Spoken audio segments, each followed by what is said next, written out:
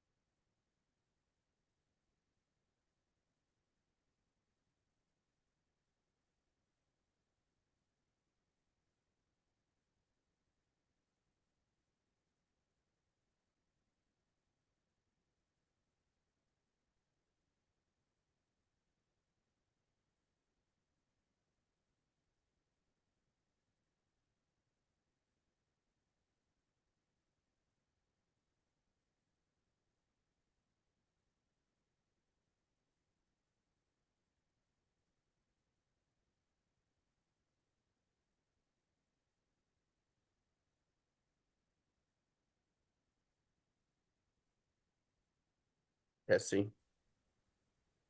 Testing 1, 2, 3. Testing.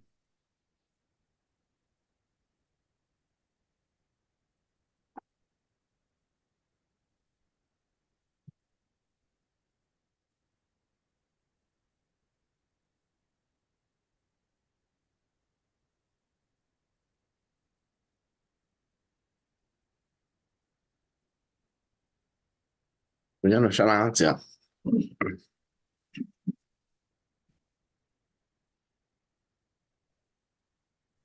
Senator Fun. Yes. We are starting a little later because traffic was bad. Oh, okay. So I can hear you. Okay, good. Yeah. Good.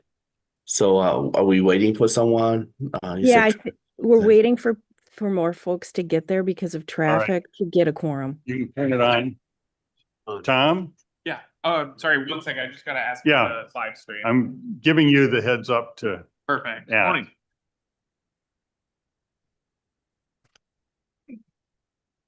That's all right. Engagement space. All right. Good to go. all right, we're ready to go. This is the Lessard-Sams Outdoor Heritage Council. It's Wednesday, September 24th, 2025. We're going to start at 8:35. Sorry for the delay. Traffic has been interesting today, as most of us know. Appreciate everyone making the effort to be here, and you online as well.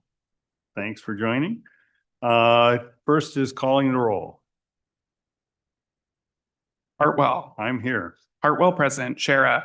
He's here also. Shara present. Baird. Present. Baird present, Representative Burkle, Present. Representative Burkle present, Eggerling, Here. Eggerling present, Senator Her, Senator Hurst here. Senator Her present, Kaharski, Here. Kaharski present, Senator Lang, Palmer, Here. Palmer present, Saxhog, Here. Saxhog present, Suss, Here. Suss present, Representative Vang, Vang present. Representative Vang present. Mr. Chair, there are 11 members present. Great, thank you. Next is to review and approve the agenda. Can I get a motion to approve the agenda? Make a motion to approve. We have a motion. Please. Any suggestions, discussion? All in favor? Aye. Opposed? Motion carries. There were two, the packet included minutes from our two meetings on the hearings. I would love a motion to approve both of those minutes. So move, Mr. Chair. Great, we have a motion. Any discussion, corrections? All in favor? Aye. Opposed? Motion carries.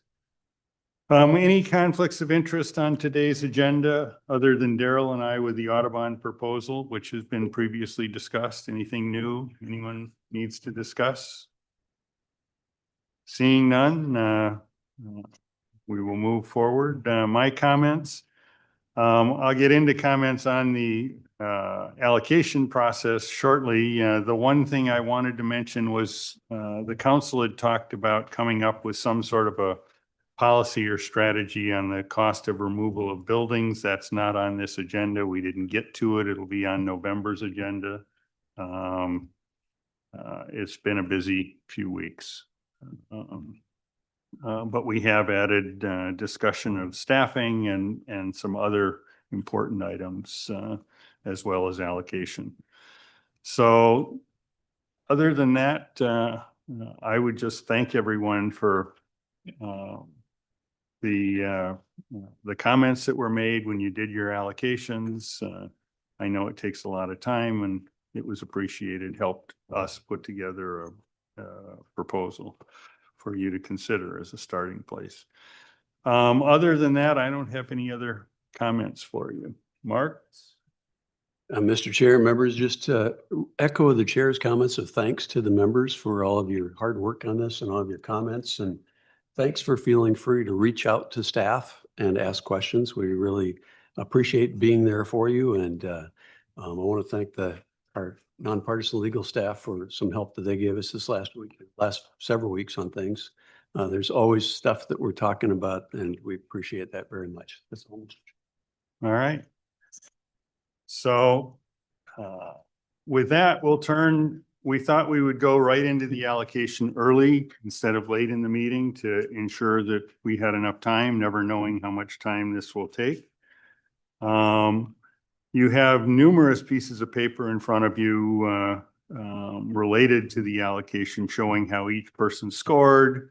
The comments that were made, as I said, the comments were helpful. And the average allocation, which is what Ron and I used as a basis for the chair's recommendation. We did have some specific, I guess you'd call them modifications, which are in the chair's proposal. And I'll just go through them quickly for you so that we can get on with actual discussions. The first was there were 4 projects that did not get a majority vote of the council. There were not 7 votes, and we, as we have in the past, did not include those in our recommendation. We figured if it didn't get 7 votes, it probably wasn't going to get 7 votes. So we dropped those 4. There were 3 water management proposals, is what I called them, that we've heard the problems with getting permits. That it takes a long time to get permits and do the engineering for these. And these probably aren't the only ones, but they stuck out to us. And our feeling was in a year where we had 500 million in requests and 160 million, 165 to allocate, which the requests were close to double what we've seen in the past. It made sense to separate those proposals out and cover the engineering costs, but not the construction costs, since the construction money gets tied up for 4 or 5 years when it isn't spent.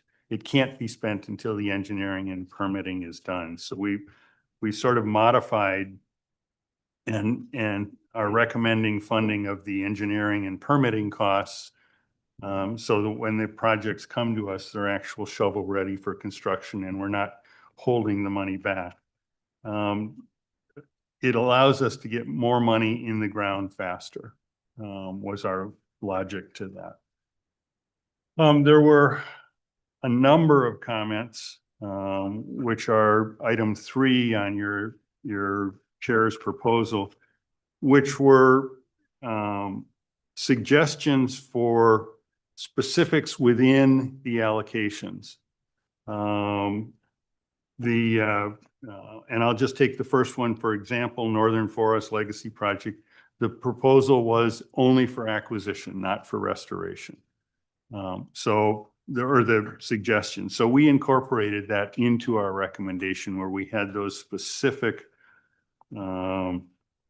requests or suggestions from council members based on your suggestions. Item 4, where there were suggestions, but they were conflicting, we think we ought to talk about.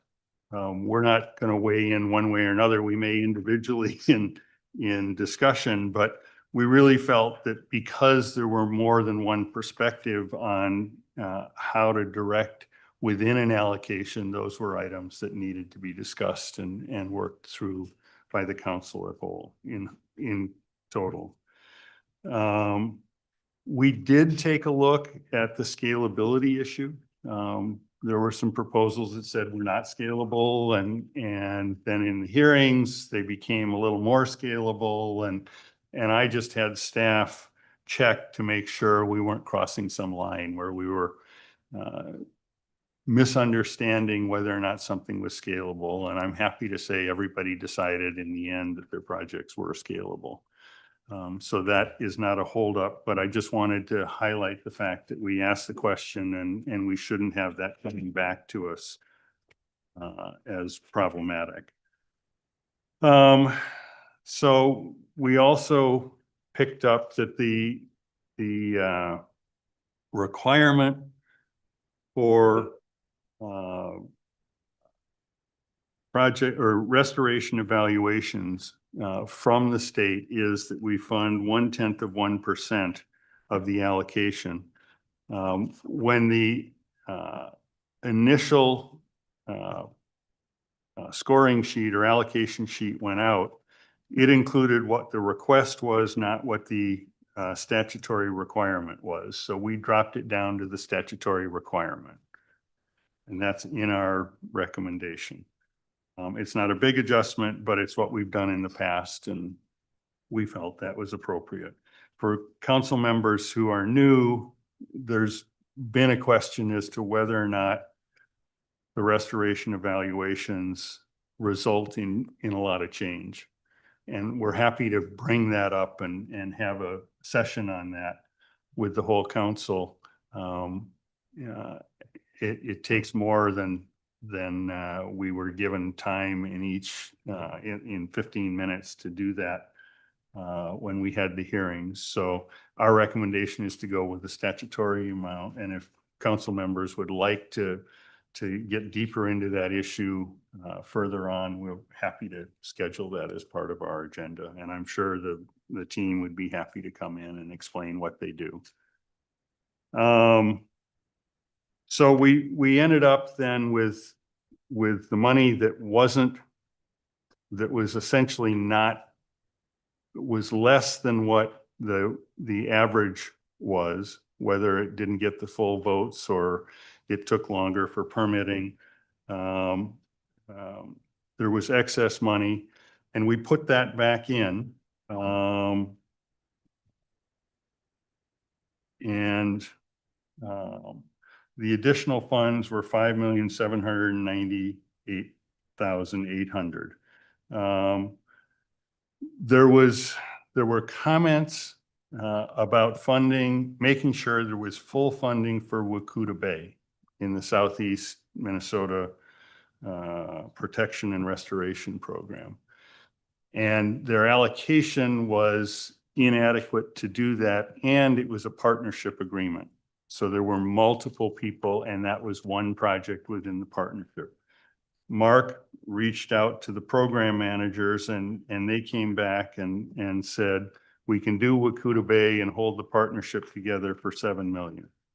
So we allocated part of the saved funds to get them to the 7 million, so Wakuta Bay would get done and the partnership would continue. And we took the balance and are recommending that go to the Northern Forest Legacy Project, the big DNR project, to buy the Conservation Fund position in the Northern Forests. This doesn't get them all the way there, but it gets them pretty close. So we reallocated the additional funds to that in our recommendation. Additionally, there's a holding place for the core functions, which, if you remember, many of the proposals from NGOs have things that DNR wants to pay for. When we get the final allocations done, our strategy has been to take out of those individual projects what they're allocating to core functions and put that into the core functions budget. So no change in overall dollars, just a change once we know how much would really be available. And so our recommendation is to continue that practice.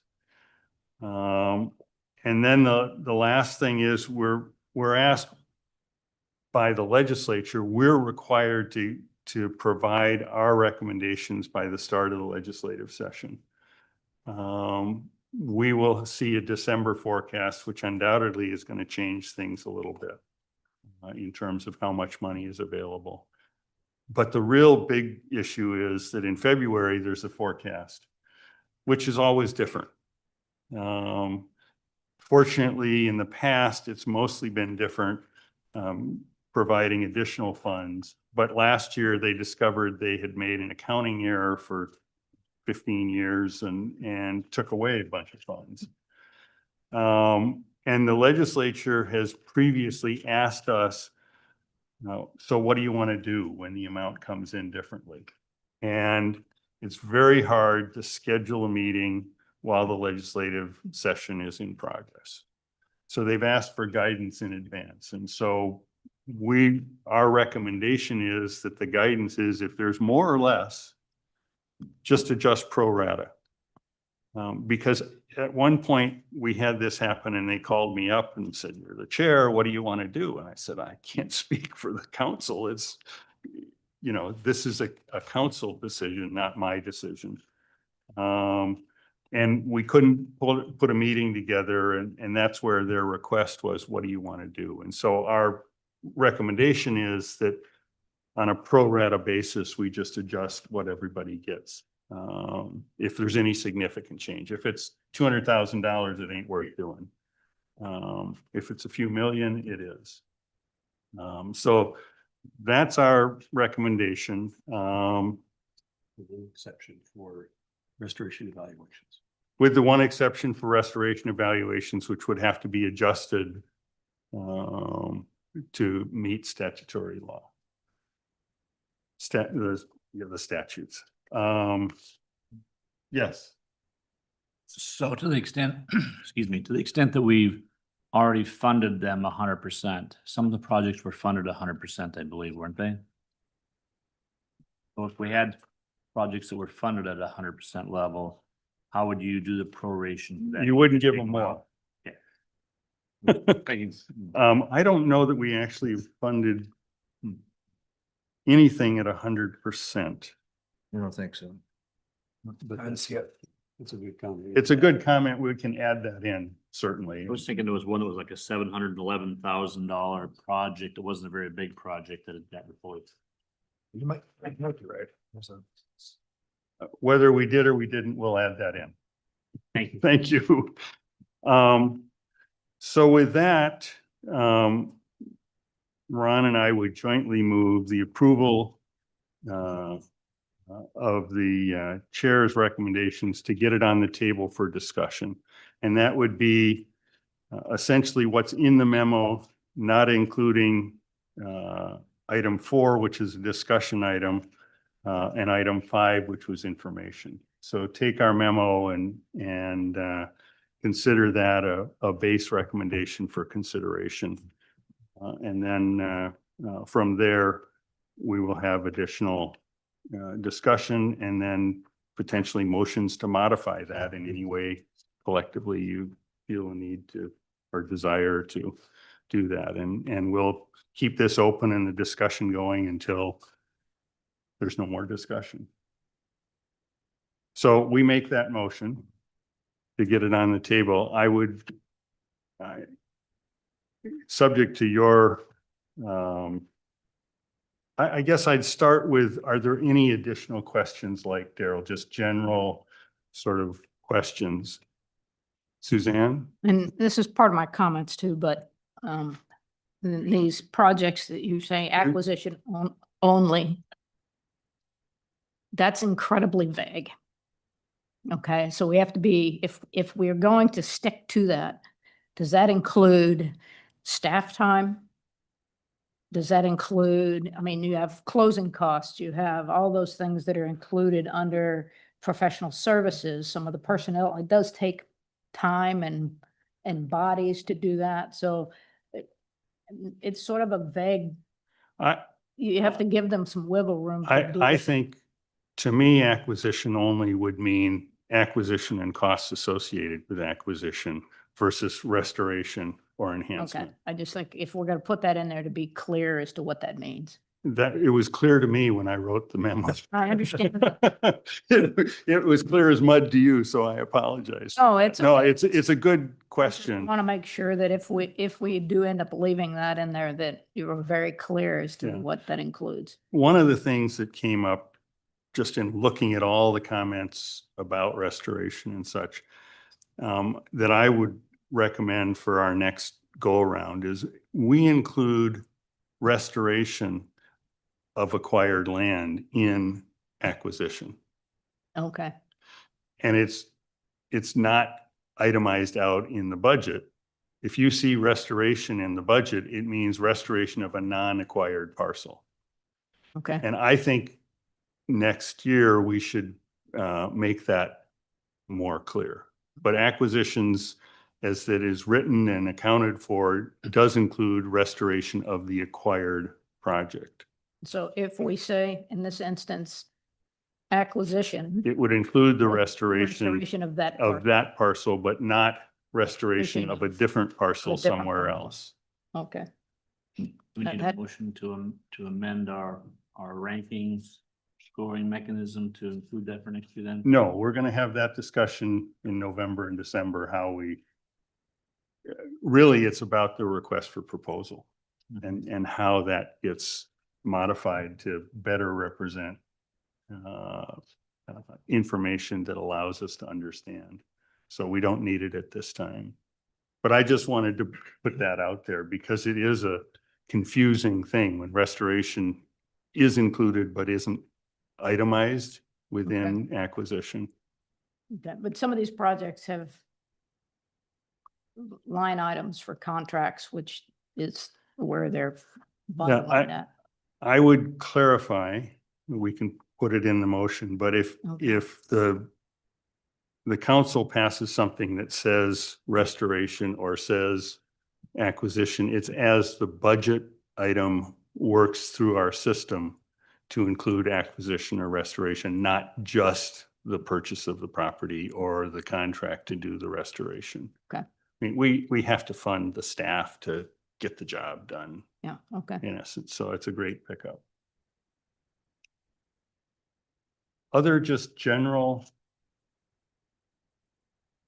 I'll go again. please. So I do have some heartache about saying just restoration or either just acquisition versus restoration. You've clarified some of that. I do want to make a couple of points about that just so that everybody in the room understands that if we delay restoration on some parcels, the overall cost to this program will increase because the longer, I mean, there's very few parcels that are being purchased that are in pristine condition, don't need either restoration or enhancement. The legislation talks about all three being an important part of what we're doing.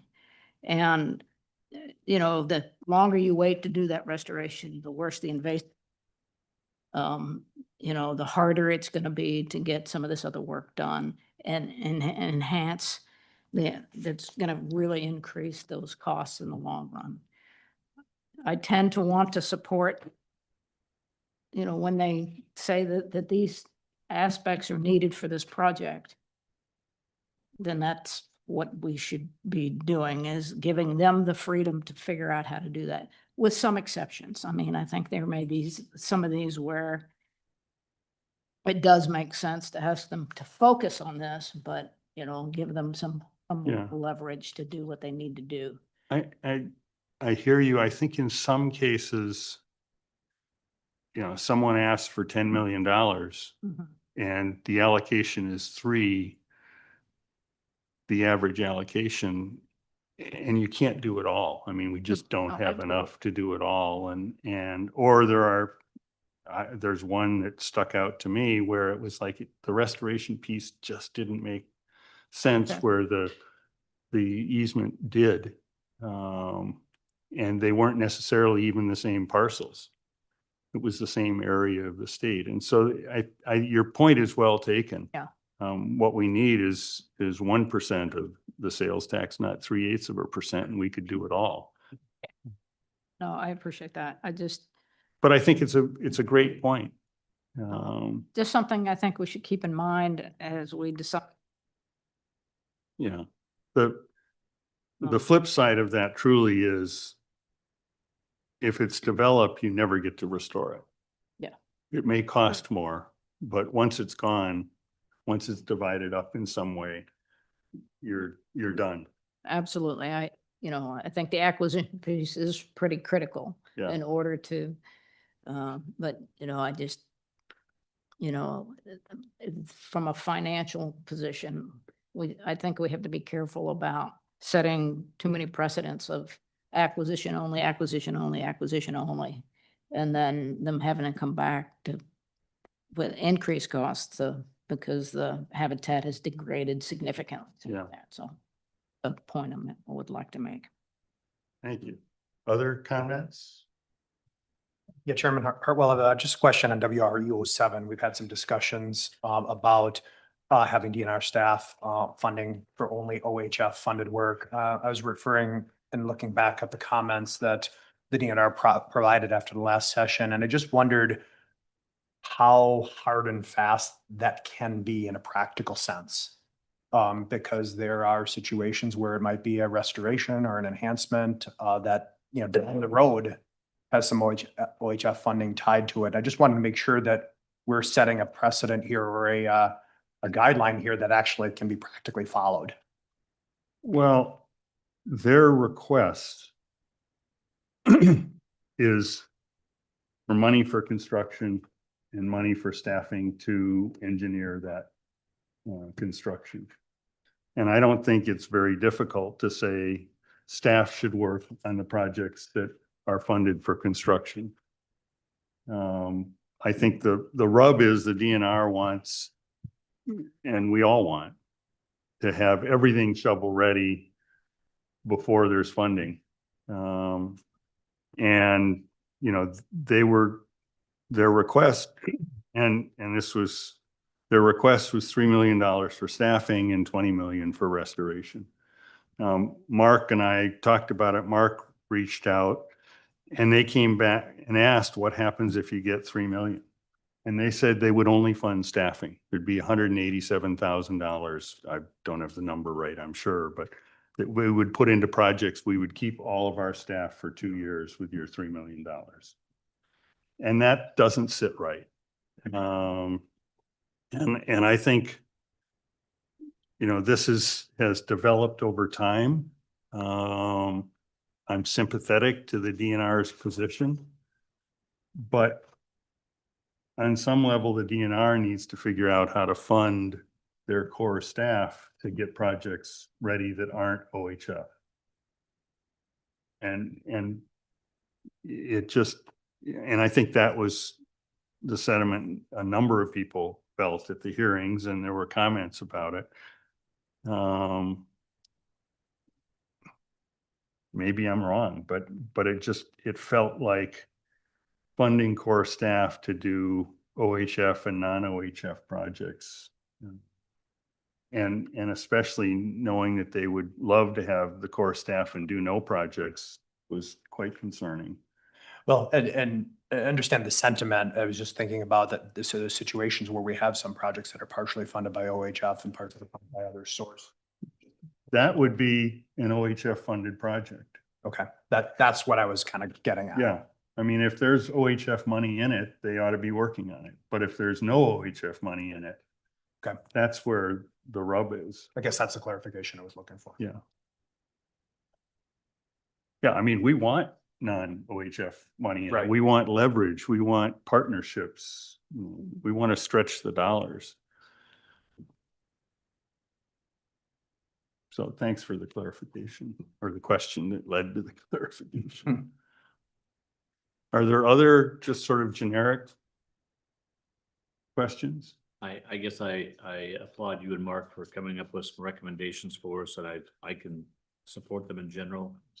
I can support, sorry, I can support those overall, but it does lead me, when I look at like my rankings compared to other people as far as funding requests, it leads me to want to have that discussion in October, November, when we said, let's talk about what are our priorities and where are we going? Because it certainly shows some of us have some huge differences in our opinions as to what should be funded and what shouldn't be funded. And I'd just like to have time at that point in time to discuss where is it we're trying to go.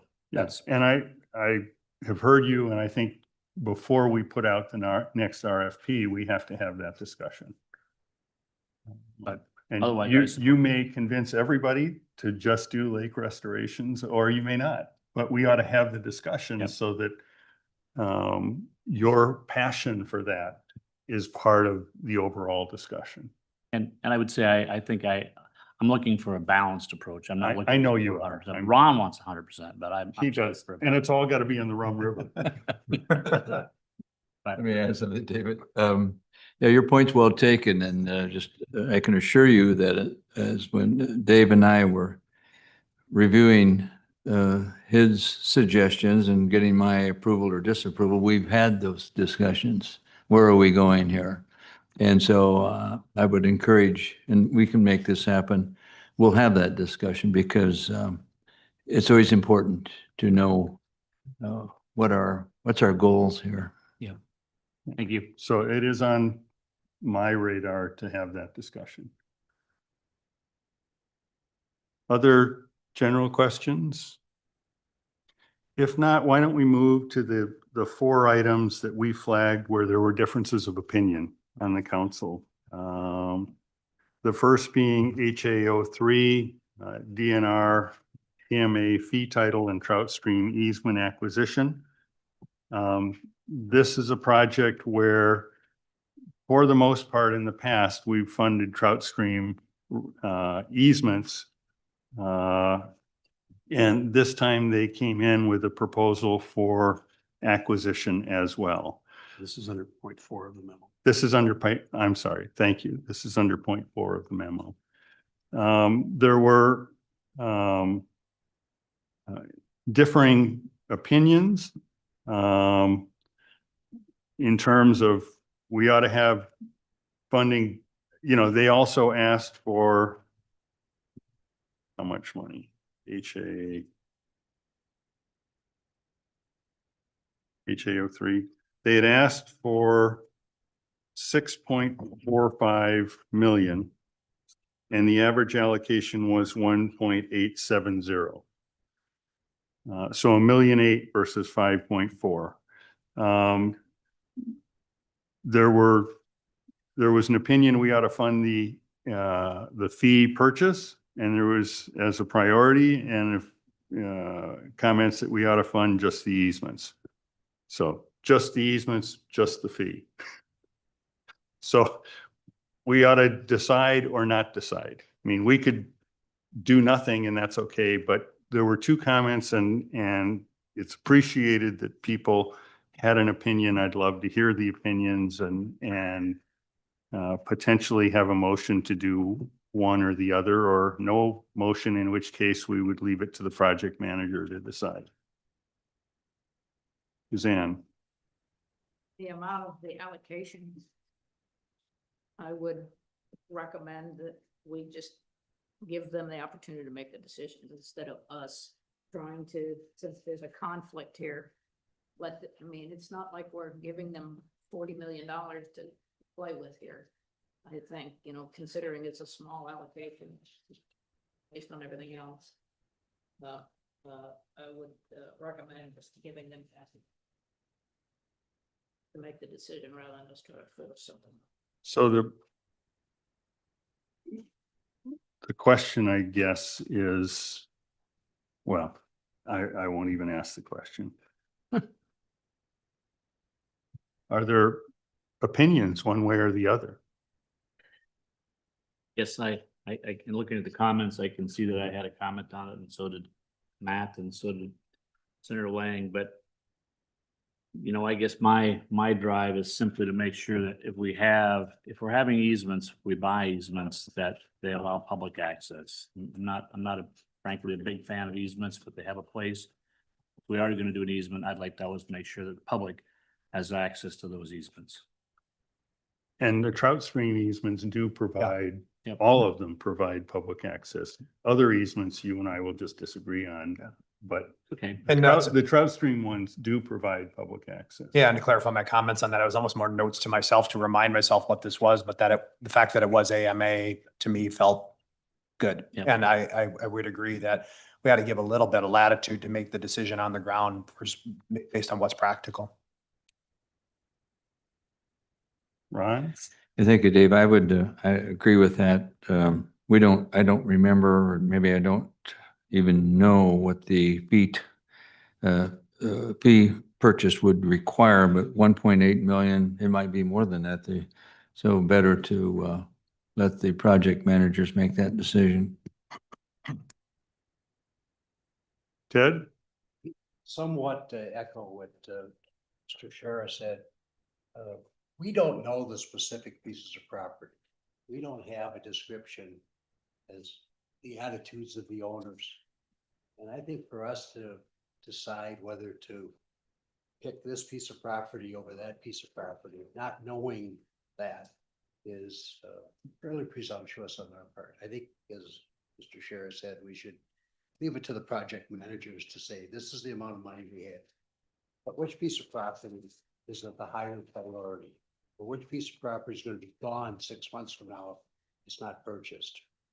Yeah, I'm certainly, this is not a fall on the sword issue, but the leverage of easement versus fee in terms of what you're protecting is greater in my mind, which is why I wanted to do easements and not fee.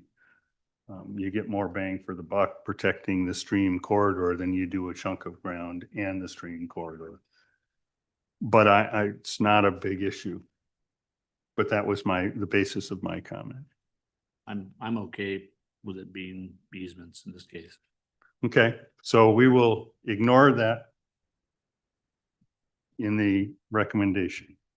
The second was HA 16 Shell Rock River Watershed Habitat Restoration Program. The project proposal is both for restoration and acquisition. I had a call from the project manager. There was a comment about enhancement, and she wanted me to know that they were doing restoration, not enhancement. And I explained that for many of us, sometimes that term is fluid. So just to be clear, what they've asked for is restoration and acquisition. And there were differences of opinion on whether we should, because their project obviously didn't get full funding either. So it's up for the council as to whether there was strong passion over the comments or just passion. And I'm looking for the proposal to give you the details. Yeah, they asked for 5.3 million and the average allocation was 1.7. And the other complexity of this is that they essentially have saved funds from prior allocations that they want to then marry with these funds for restoration. And I will just say, I had a discussion saying, you know, saving funds is not what the council has allocated money for. You know, if we allocate money and you put it in your accomplishment plan, we don't want you to not do it until you get more money. We want you to actually do it. And I think that message was understood, because I had put in something about banking money in my comments, which wasn't a recommendation in our proposals, and they were concerned about that. But we had a project last year with Lake Nokomis where they'd come to us and ask for money to do a restoration of the shoreline of the lake, and they didn't get all of the funding. So they did nothing and came back and asked for more money and said, we need the rest of the money to do it. And we didn't fund it because they had said, if you give us half, we'll do a project. And then they came back and said, no, we're just sitting on it waiting for you to give us more money. So I suspect right now they're doing the project with the money available, and they may come back. But I did make that comment to them about banking. Clarity. Please. Mr. Chair, just for clarity, so everybody realizes the Lake Nokomis was a different program manager, different recipient. Oh, completely. Just, yeah, it was an example that I provided, not, no. But I do think it's appropriate if someone asks for an allocation. They don't get everything, but they put in an accomplishment plan that says, with the money you've given us, we're going to do this. We expect them to do it, not to wait until conditions are different, but to actually do the work. Oh. If they can find additional money from not us to marry with that, that's great, but do the work that you're allocated. So anyone got any real passion over whether to fund restoration or acquisition for this project, or do we do the same thing we did with the last one, which is leave it alone? Mr. Chair, that's kind of the direction I would go. That's fine. Yep. I think it's the same issue. I would let the project manager decide how to spend that money as long as they spend it correctly. Okay. I will say that I think there's a difference between choosing between easement and acquisition, or title acquisition versus choosing between acquisition and restoration. That said, in this particular proposal, the vast majority of it is for restoration. There's 31 acres in here that's for acquisition, and I think that's reasonable. And I think we should give them that choice. Okay.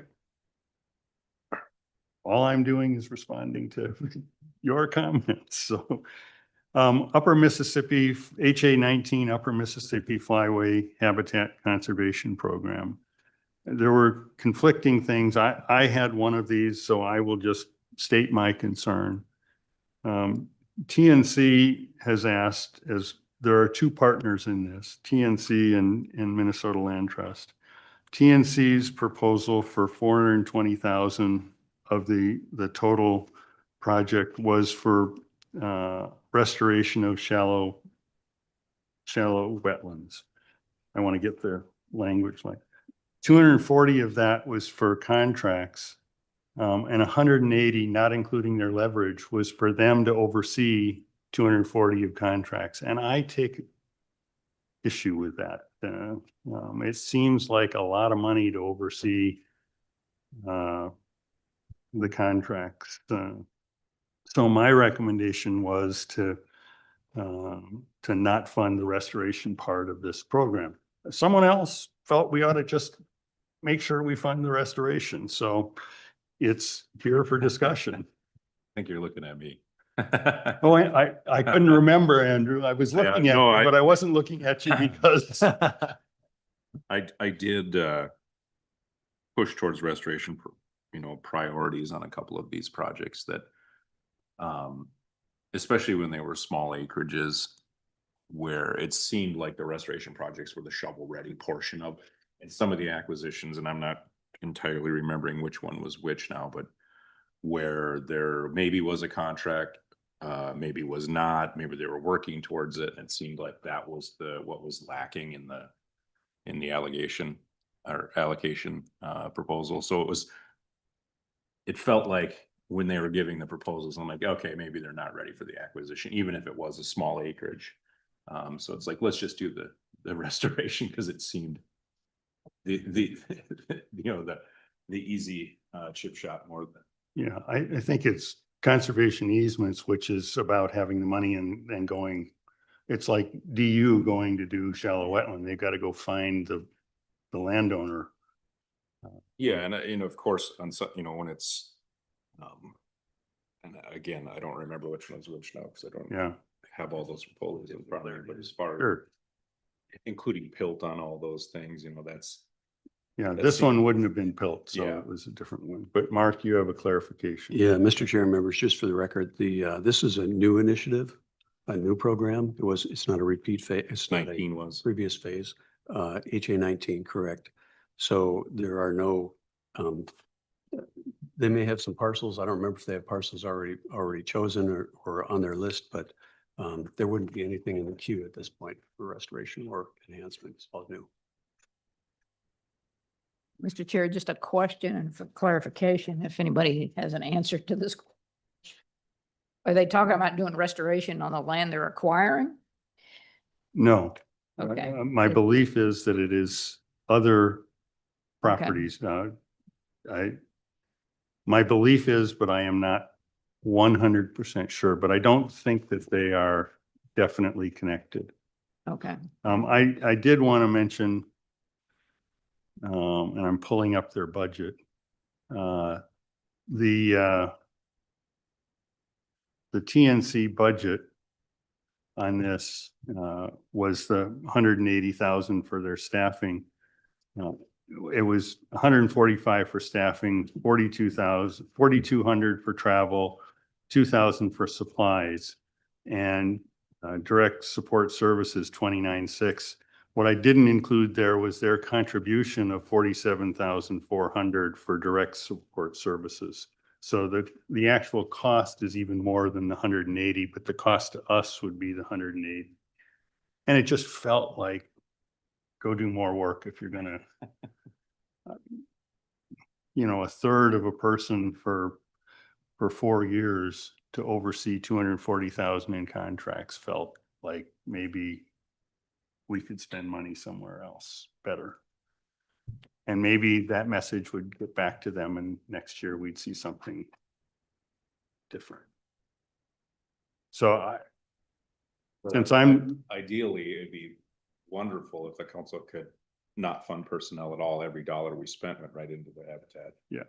Or whatever it may be. it would be great. And that's the challenge we find ourselves in, is we fund these agencies or outside parties that are implementing these projects without the Lessard-Sams Council. I don't know if a lot of them would exist in the capacity that they do now. I guarantee you they would. Yeah, so it's It's a very strange road we've paved for ourselves as we.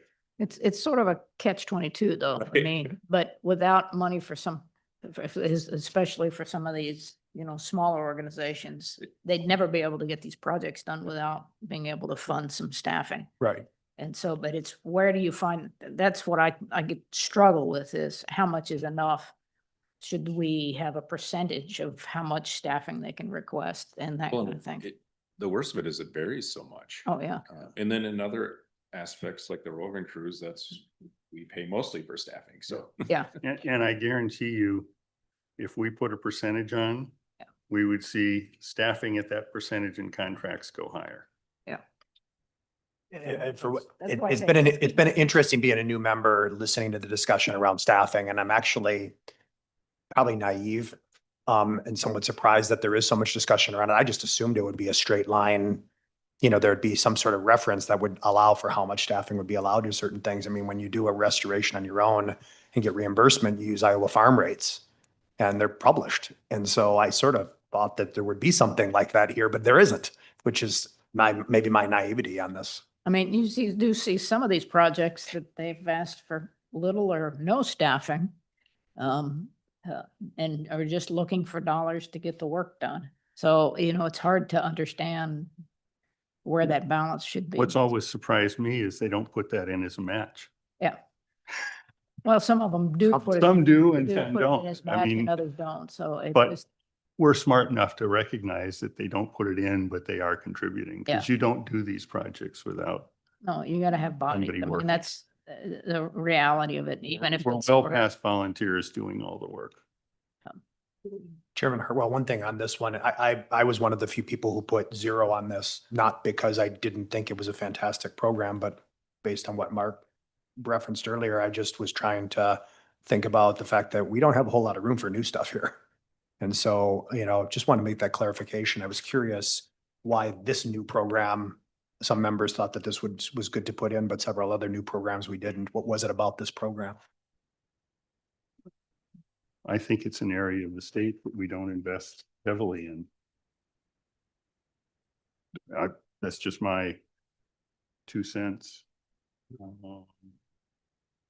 But Okay. that was me. No, I'm supportive of it. I'm glad there's funds available, but it was one of those that I was surprised by.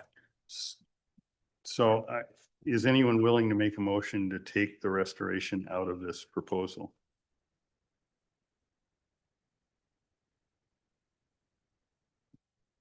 Mr. Chair, is there a chance for the folks making the proposal to explain the 180,000 for personnel, or is that too late to do that?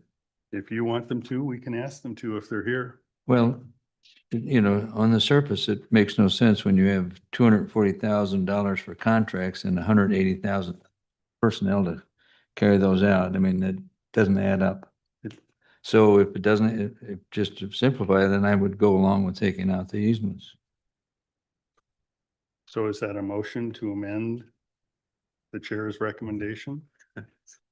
I'll make that motion too. Okay, I mean, that's what we have to do here. Yes. Understand. So is there any additional discussion? The motion is that the allocation for HA 19 Upper Mississippi Flyway Habitat Conservation Program would be only for the conservation easement acquisition and not include the restoration portion of the proposal.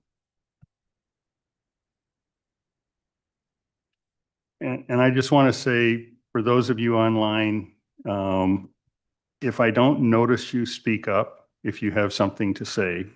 It's very hard for me to go back and forth between all the papers that I'm looking at and make sure that I'm acknowledging you, but I don't want to not acknowledge you, so don't be shy. So from my perspective, Chair, I had given it a 0 allocation because I had limited funds. I looked at it as a new project as well. But again, I can't say I'm a big fan of easements. So I frankly would rather put money into restorations or acquisition. In this case, it's not a lot of money, I guess, at this stage of the game. So I can be swayed since it is a new program to let them direct their funds as Okay. needed. Tom, will you call the roll on the amendment to the motion? Members, starting with number 4 on our list, Representative Burkle.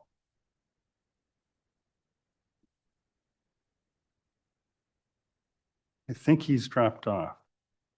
Eggerling, Aye. Eckerling, I. Senator Hurt. Senator Hurt.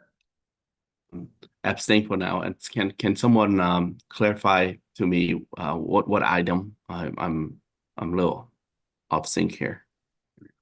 Reread the motion. The motion is Senator Herr with the Upper Mississippi Flyway Habitat Conservation Program that we direct that the funds only be for conservation easement acquisition and not for the restoration portion of the proposal. Okay, thank you. I want to hold on for now. Go pass. Koharski. Aye. Koharski, I. Senator Lang. Oh. Senator Lang, no. Palmer. Aye. Palmer, I. Saxhog. Aye. Saxhog, I. Suss. Aye. Suss, I. Representative Vang. No. Representative Vang, no. Hartwell. Aye. Hartwell, I. Shara. Aye. Shara, I. Baird. No. Baird, no.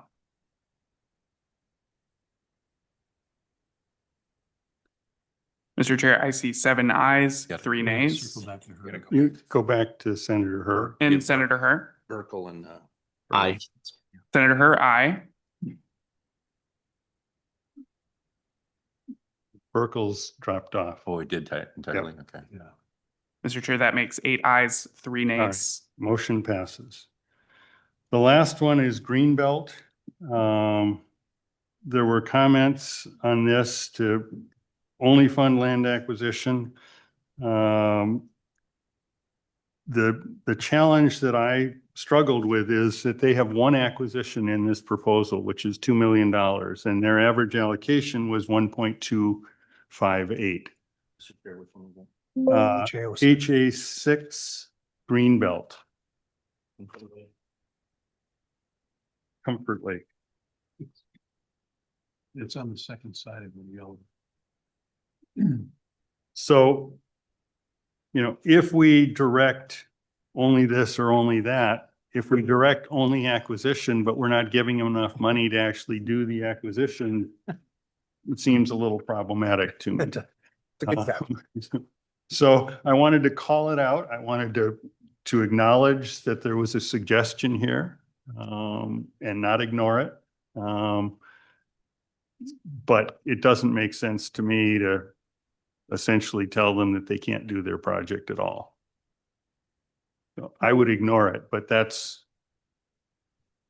my job is to bring forth your collective wisdom.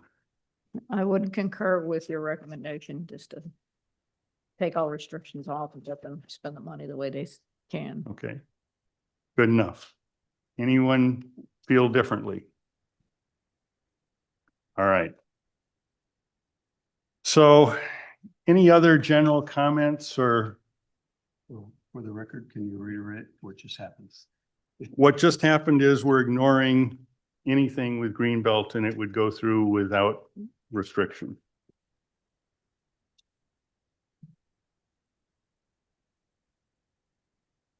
Are there any other discussion? Ted had comments that I was reading and thinking about as well. I mean, I continue to look at that and think about, is this really our area? Are we actually doing habitat work, or are we just providing zoning restriction funding effectively by buying easements so they can't develop it, or? How do you recommend back? There's too many things going on. You got those. Ted, I mean, your comment on this was essentially we're buying wetlands that can't be developed anyhow. My. Use your mic. You turn that on? You don't turn it on, you just put it close to Look at it. it. My general assumption is if it's already wetland, it's already protected. So why are we buying it? I mean, I may be totally misinformed on that. It depends on the type of wetland. Well, that's, I guess, my. It gets really sticky, so.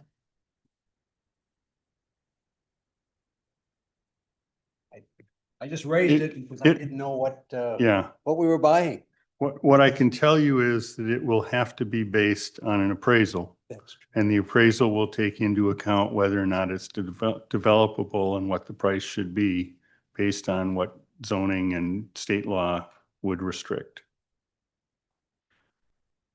In general, I don't think we've ever shied away from buying Wetlands. well, protected property of one kind or another. Yeah. We have looked very hard at, how good the property is. I don't know if this is necessarily, I can't remember the acreage again, but it was a couple hundred acres, wasn't it? Yeah. Yeah, I doubt it's all cattails. yeah, this It's is probably some upland, some wetland. that was the one with the, it was up by Forest Lake, correct? Yes. Yeah. And the one thing I can say, and I can't say it about this project specifically, but if you have zoning that protects something, it's great, but you can't ever restore it. If you own it, you can actually do restoration to make it more robust in its ability for habitat. This one in particular to me seemed, and I don't think I funded it, but I kind of liked it at the same time. It was the channelized wetlands that would be on channelized, correct? Yeah, okay. It's 300 acres. All right, And they weren't buying the farm site. that's right. Yeah. Chairman Harwell, when would be the right opportunity to talk about the ones that we didn't provide any, or that the proposal has no funding for? Right now. Okay, I do have a couple questions. Sure. Particularly related to HA 14 and FREO 2. It seems like we, as a council, have given fairly good comments and guidance on HREO 3, the Delano project, the Crow River project, and Howard Lake. But I do think, given these organizations put a lot of effort into these proposals, that I think the council could give a little bit more guidance on these if they would come back. In particular, I'm curious on the starting with HA 14. It's one of the only proposals in here that was driven, I think, by a private party with Res as the primary. And it seems like the vibe is that's a call out here because it requires there not to be a no bid process or a bid. It makes a no bid process. Is the council going to give guidance in the future to organizations that these proposals should come from NGOs and make sure that there is a bid process? Because it seems like this is the second or third time that this proposal has come through. Am I not No, mistaken? this is the first time this proposal has come through, the second time Res has proposed something. So, are we giving guidance to private parties that they should have a lead with an NGO or with a organization like Bowser, which is tied to this one? Because we don't want to waste people's time. And if the requirement is going to be that it's always going to have to, project's going to have to go out for bid, then we should make that distinction up front. Yeah, my comment was just that it may be a good project, but I have no idea if the bang for the buck is there. Is this a project, it came in about where the DNR restoration costs would be, quite a bit higher than TU restoration costs on a per lineal foot. And I certainly have no idea the complexity of this project compared to any other to know whether we were getting a good deal or a bad deal. The good deal was they'd guarantee performance.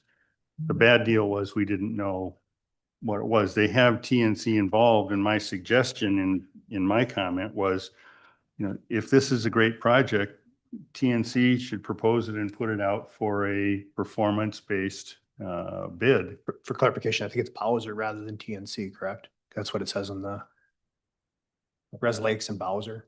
TNC was involved in this one, doing the evaluation of the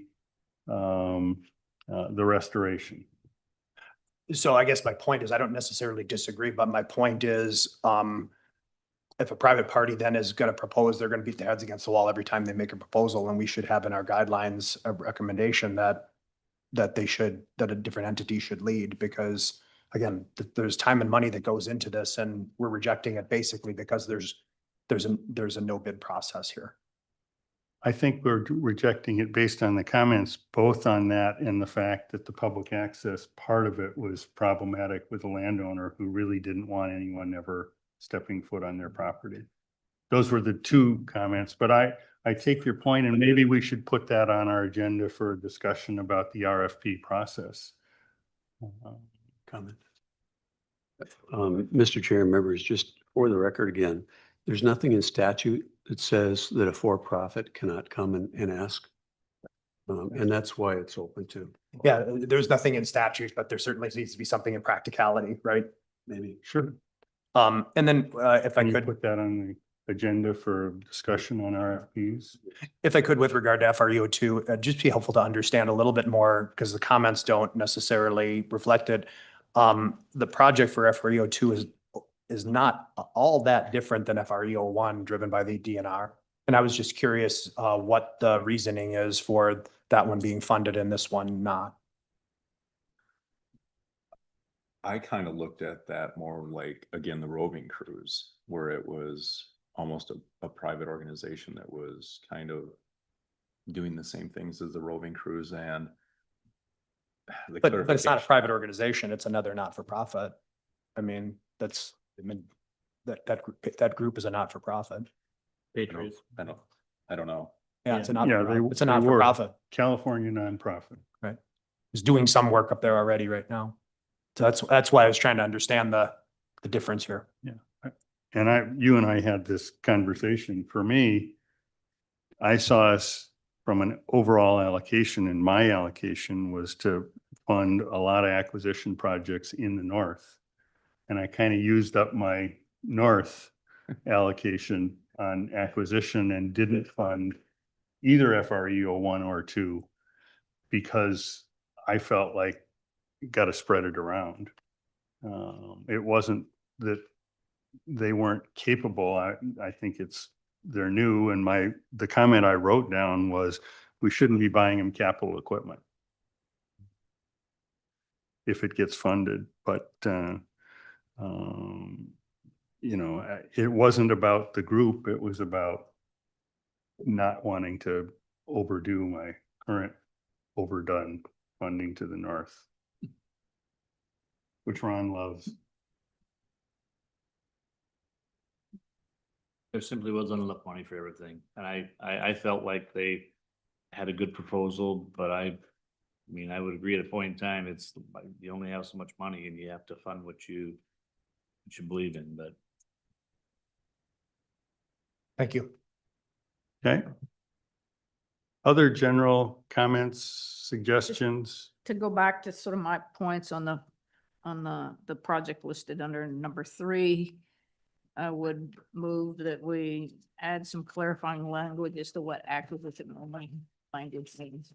That does include restoration activities on those lands acquired. Yeah, Just I think, to clarify that in the memo would make me feel better. we can insert language there to clarify that acquisition would follow what they had put in acquisition in the budget, which includes restoration of the acquired properties. Okay. I don't think that's what the intent was, Okay. certainly, and that's why we've done the include restoration in the acquisition budgets. I think we really need to see that so we understand it better in the future. Okay. But I'm happy to take that as a friendly amendment. Other, Get some delineation on that friendly amendment? the friendly amendment is that in the event there is acquisition, which the budget includes restoration of the acquired projects in the budget, that would be not excluded. Okay, great. Thank you. Could we spend a moment on Sand Lake FA02? I know they had requested 10.3 million and at the end of the allocation 6.3. With comments going to, fund the acquisition activity only.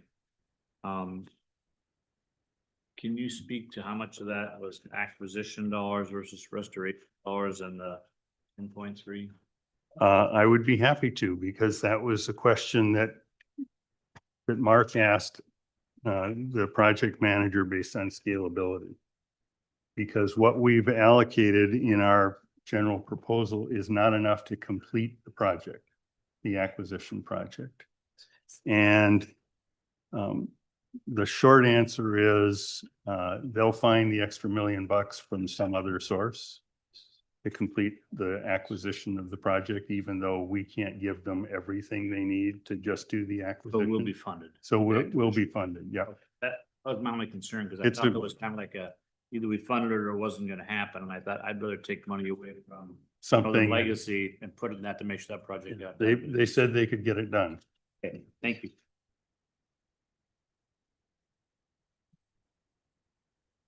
You can see why Mark and my phones have been rather busy. I do want to clarify. I did not reach out personally to any project manager. I had a few reach out to me, but I really felt it was important that the communication be from the staff, not from the chair directly on these questions of scalability and what if this or that. So my apologies for I was working on something else there. Did you have was there a question? No. He was I answered the congratulating you for all question. your hard work. The question was Sand Lake and what, they don't have quite enough money to complete the acquisition, but their answer was they'll fundraise for the balance to get it done. Yeah, they'll make it happen. Yep. Any other comments? You look like you want to make. Okay. Go ahead. Mr. Chair, members, I'm a little not clear on item number 3. So of your memo. So in your motion, is the council accepting all of the Yes. A through K in Yes. number 3? Yep. And then Suzanne's motion will amend all of those to say that you can also do restoration of the acquired parcels. Okay, perfect. Any other? I guess we're ready to vote. Tom? Members, starting with number 6 on our list, Senator Her. Yes. Senator Her, aye. Koharski. Aye. Koharski, aye. Senator Lang. Aye. Senator Lang, aye. Palmer. Aye. Palmer, aye. Saxhog. Aye. Saxhog, aye. Suss. Aye. Suss, aye. Representative Vang. Aye. Representative Vang, aye. Hartwell. Aye. Hartwell, aye. Shara. Aye. Shara, aye. Baird. Aye. Baird, aye. Representative Burkle. Urkel, aye. Representative Burkle, aye. Eggerling. Aye. Eggerling, aye. Mr. Chair, there are 12 ayes, 0 nays. Great. We have a recommended package. Thank you all for Thank you. all of the work that you've done, reviewing the proposals, attending the hearings, working through the allocations. Especially appreciate people took the time to write down comments and provide suggestions. I feel really good about the package. I think we've done good work for the state, and everybody here deserves a pat on the back for their participation. Mark? Mr. Chair, through the indulgence of the council, of the 4 that were not funded, we spoke of 3 of them. Could we, for fairness, just talk about the last one, the Howard Lake? I know the motion has been passed and the recommendation was forward, but for feedback to the proposers, could we talk about the Howard Lake just a little bit as well? Sure. I would say my comment was, I'd love to fund something, make it habitat related versus water control, water quality. is important. They have a problem in Howard Lake in Howard Lake. Because we didn't talk about City of Delano either, so you confused me. Howard Lake didn't receive an allocation even of 500,000, which is our threshold. So that's why it wasn't included. I think the feedback I got was it didn't feel very permanent. Anyone? I have a lot of sympathy for the fact that the proposal came through as a lake restoration. It's just, I just don't know how, if we start to fund these, we could sustain that. There's, hundreds and hundreds of lakes that have this kind of restoration. And I thought that it could potentially, at a smaller amount, be funded as CPL. Mark? Yeah, thank you very much for that, Mr. Chair and members. Just for the record too, staff will follow up with each of these and provide our comments to them and how they can come back, how they could better it, whatever. So we'll have good discussions with those. So you know that it's going to happen. Thank you, Mr. Chair. Regarding Howard Lake, I funded it fully, 700,000, I think, because it's probably the smallest request we had. Although I had reservations about the efficiency of their carp control, reservations about the use of chemicals for invasive species, aquatic species control, which is a big issue growing in this state. I got to warn you about that.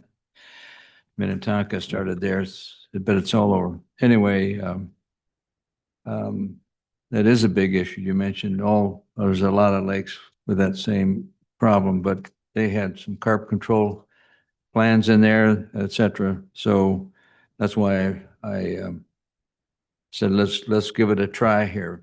It's peanuts compared to the rest of the requests we've had, but it didn't fly with the rest of you. I fully funded it as well with the same kind of views. It was basically looked to me like a one and done to try it and see what happened. And because we got to try some things on some of these lakes to get them fixed. Senator Hur, you have your hand up. Oh, yes. Thank you, Chair Hartwell, and I appreciate all the members here in the Lessard-Sams to put in their vote, I would say holistically to the project. And, I know that this is not a political, subcommittee, although everything we do in life is sometimes have political association. And this is about environment and overall of betterment of our outdoor heritage across our state. But every now and then you will see surfacing project from the metro. And I would like to ask members in the future to do consider, because we don't have that many projects from the metro. And when there's limited small amount, I hope that all of our members do consider and get a little more point for that aspect as well, so that it bring up to par. And I don't want to put us to a fight between metro and rural. Most of the project here, as we see, is all majority are rural, but I just want member to consider giving at least some point, not zero it out, because if we play this game zero out metro, then I could do the same for rural too, which is pretty much, and so I don't want to go there, but I just thought I'd point this out, and I plead and I ask members to give us a holistic consideration and do the best we can for all Minnesota. Thank you. Thank you for the comment. And I think that should be part of our discussion when we talk about what we want to put in our RFP for next year and whether or not we want to emphasize something there. So staff is writing that down as we speak. I'm hopeful that the DNR is going to have some great suggestions for us as part of our meeting today for lake projects, lake restoration projects. We will see. We will see. Next on our agenda is an action request for an action item of hiring an additional staff person. I'm going to let Mark talk about the memo that was in your package. I will say, since this affects budget, that Suzanne had a chance to weigh in on this as well as our treasurer. And I know she had comments or conversations with both Mark and I about it. So Mark? Go ahead, Mark. All right, I'll go first. Mr. Chair, thank you. Members, this is actually, we've always been proud that we've been lean and effective as a staff. And I think there's always a time where that you have to look at it very objectively. And are you lean or are you anorexic? And I think we're kind of getting to that further than the lean point. If we aren't already there, I had actually thought that the next director should be probably the one to make that decision, so that I wasn't promoting something that maybe the next director wouldn't agree with. Who knows who the next director is going to be, and that's several months off. But in speaking with the chair and with other members, it was encouraged that we bring this forward now. And after thinking about it more, I very much agree. The staff, as you see in the memo, since 2009, it was 3 people, and then they added on a 4th member at that point. So we've been at the same staff level since 2009, I should say. And that's 4 FTEs, 4 people. The workload has definitely increased seriously, and thankfully we've been able to make some upgrades to our online system, which has helped. But that's kind of been a Band-Aid, and you can only do so much with the automations of the computer. We are seriously at a point where we definitely could use another staff person, and potentially in the position of analyst or something comparable. I have had talks with the LCC staff, the Human Relations, and also with regards to this. And of course, the protocol for any time there's going to be a staff increase or potential increases come first before the council, this council. And then if this council says, yeah, that's a good idea, then actually this council makes that recommendation to the LCC and asks for permission from the LCC itself, LCC board. If that's granted, or when that's granted, then things can move. So it's a bit of a timetable that takes place. From a fiscal standpoint, there's a couple of things necessary. We don't have in this current budget this extra position taken or placed in the budget. We do have a carry forward account. There's 2 avenues to look at. We have a carry forward account, which is delineated in the memo as well as what that balance is and everything. And that carry forward account was provided way back in 2009 at the start, where any administrative budget dollars that aren't spent roll into the carry forward at the end of the hard close of each fiscal year. And those monies stay dedicated, in this case for administrative, unless they're returned to the fund itself and at the recommendation of the council. But really those dollars were there for 2 reasons. Number one, if we did not have if a bill didn't pass in the first year of a biennium, or if it went into special session and it didn't pass until special session, there'd be a time lag between July 1st and when those dollars might be available. So the carry forward would automatically be available, or immediately, I should say, be available. And it could be a seamless payment of expenses of the council, the staff, or whatever it was. The other reason for the carry forward account was really for unforeseen things like this or something else. And there have been some unforeseen things in the past, some larger expenses that were necessary for DNR oversight and things like that. But at any rate, that's one potential from a fiscal standpoint if the council were to look at hiring through that carry forward account temporarily. Probably the wiser thing to do would be to put an addendum to the administrative budget into your recommendations this year to cover, which would be X dollars for fiscal year 26, which is our current fiscal year. That would be effective immediately. upon passage.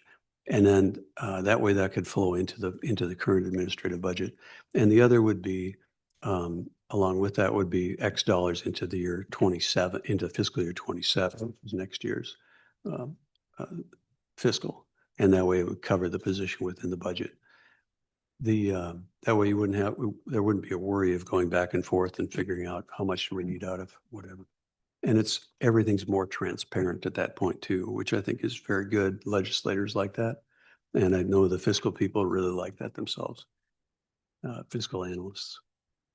I guess, Mr. Chair, with that, I'll stand for questions. I probably missed a bunch. I did talk to LSCC about what it would take from if the council did an addendum to the administrative budgets. And I can get into that later if you wish, but. Yeah, I just want to say, you know, Mark sent me the memo. I marked it up. And something I put in, which he didn't want me to include, but I'm going to tell you. We're running a $165 million grant program with 4 staff people, a couple of DNR contract people to handle the contract side, and a couple of people on the CPL. So less than 10 people. And 165 million. I went on the McKnight Foundation website and they list all their staff people, nice pictures. Over 70 staff people to give out $180 million. We are incredibly efficient, but we are stretching our staff to a point where we need to add to their capabilities, which is why I said to Mark, you're not going to wait. We're going to do this now and handle it. How we pay for it, my preference at this point would be, let's see how the December forecast comes in, and if we can have a little extra money, we can always at that point add to the administrative budget, but we have the money in the bank. And we don't have a huge risk of not seeing a bill come out that wouldn't fund staff. So my gut is we ought to tell the LCC this is what we want. We ought to revisit in December if we get positive feedback from them about whether we have extra money and want to add to our administrative budget, but we need to add a staff person. Mr. Chair, just to follow up, as you know, treasurer, I have some responsibility here, trying to figure that out right now. But I look through the numbers, I look through the huge, significant increase in the number of proposals that are being managed, plus the overlap between all of the proposals as well. It's just a phenomenal workload that I don't know how they've been keeping up with, not killing themselves at this point. And I mean, I would strongly recommend that we move forward with this recommendation in order to keep the service level that we've established as a standard for these proposers to be able to continue to get answers, to get information promptly, and to keep this program flowing as smoothly as it has. Because, you know, the increase, you know, money from other sources is beginning to dwindle as well. So we may continue to see more and more requests for this funding in the long run. So, and even more requests, you know, they got to process all that information as well. So I think it's going to continue to increase. So I think the staffing is needed. Tom? Thank you, Mr. Chair. I've been around for a while. Were you on the original board? Right after that. Yeah, I think David. Were you on the original, David? Okay. And I was shortly thereafter too. And I've watched what's happened, and I'm glad that you put down the figures of the changes in what the staff has had to deal with. And I guess the only thing I'd say is your recommendation then that we wait to take any action until December? No, my recommendation is that we approve until LCC. We would like to add a staff person, begin their process, look at the December budget and decide, the December forecast, decide if we want to put an administrative line item in to our recommendation to the legislature or just spend out of reserves. Okay, so I can make a motion. You can make a motion to approve requesting LCC add a fifth staff person to So our move. organization. Any discussion? Tom, will you call the roll? Members starting with number 7 on our list, Kaharski. Aye. Kaharski, aye. Senator Lang. Aye. Senator Lang, aye. Palmer. Aye. Palmer, aye. Saxog. Aye. Saxog, aye. Suss. Aye. Suss, aye. Representative Ang. Aye. Representative Ang, aye. Hartwell. Aye. Hartwell, aye. Shara. Aye. Shara, aye. Baird. Aye. Baird, aye. Representative Burkle. Aye. Representative Burkle, aye. Eckerling. Aye. Eckerling, aye. Senator Her. Aye. Senator Her, aye. Mr. Chair, there are 12 ayes, 0 nays. Motion passes. Mark, you have a comment? Yeah, thank you, Mr. Chair. Just for the record, I'd like to say that I could not be more proud of the staff that we have. And I think they are absolutely phenomenal. So thank you. You've done a great job. And I hope the McKnight Foundation didn't hear my comment. Someone will tell them, I'm sure. Next, we have a presentation on DNR fisheries, project work benefiting native fish and aquatic systems.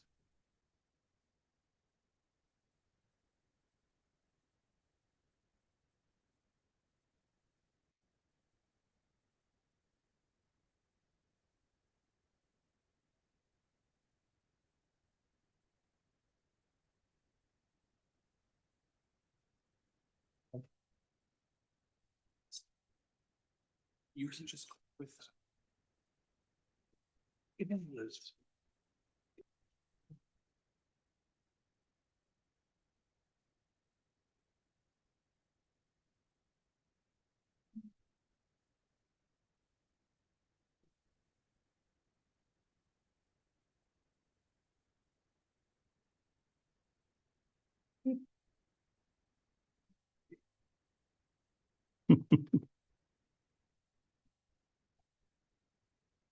Go ahead. Thank you, Mr. Chair. Members, council staff, I appreciate the opportunity to speak with you today. My name is Brad Parsons. I am the Fisheries Section Manager for the Minnesota DNR in our Division of Fish and Wildlife. I've been doing this position for a little over 7 years now, but I have about 39 years with the department doing everything from fish research out in the Glenwood, Alexandria area to more administrative things as Central Region Manager before taking this position. I have not had the pleasure to speak with you folks before. Generally, when we do this, we have our Fisheries Habitat Manager. That position is currently vacant. Many of you who have been on the council know Jameson Wendell. He moved to our Eco Waters group. The position's currently vacant, but I have interviews scheduled for October, and I'm very excited about direction of that program and very proud of the fish habitat staff that we have and all the fishery staff. Today I'm just going to cover a couple of things in terms of kind of fisheries 101. I want to talk about some of the habitat work that's been done in the state that's been successful, and then what we're thinking about in the future and how we might go about some of that. So fisheries habitat is about people, fish, and habitat. Somebody explained it to me once that managing fish is like managing a forest where the trees are invisible and moving around. And that makes it extraordinarily difficult, but it makes it very challenging and very exciting as well. And we have excellent tools to do that. Managing people is orders of magnitude harder than that in terms of at least fish. You know where they're supposed to be in a given period of time and where they're going and what what they want to do in terms of their life history. And sometimes we don't know that with people, but we manage people through things like regulations. I consider stocking people management as well, because we don't want to put fish where people aren't going to get out and enjoy them. So I consider that part of people management. We have monitoring and research that we have to do. We do our lake and stream management plans based on the best available information we have. We have various techniques that we can get out, look at the fish populations, measure the habitat that's already there, et cetera, and then try and fit a management plan to what that lake is capable of producing and hopefully making it better in the future. Obviously, habitat. We can't have fish without their habitat. In fisheries management, it's very important for us to recognize the fact that we here in Minnesota are very lucky for what we have here already in terms of the variety of resources. You see it in your proposals that you have right here, from the trout streams of the southeast and the large river to Lake Superior, to our northern lakes and forests, to our some excellent fishing lakes that we have in the farm country, even though they look a little bit different than some of our other places. So obviously managing during these times, system change is huge for us. That can be in terms of climate, that can be in terms of the effects of invasive species. So you talk about the difficulty of managing fish and people, and you put that into a level of uncertainty that makes it very challenging.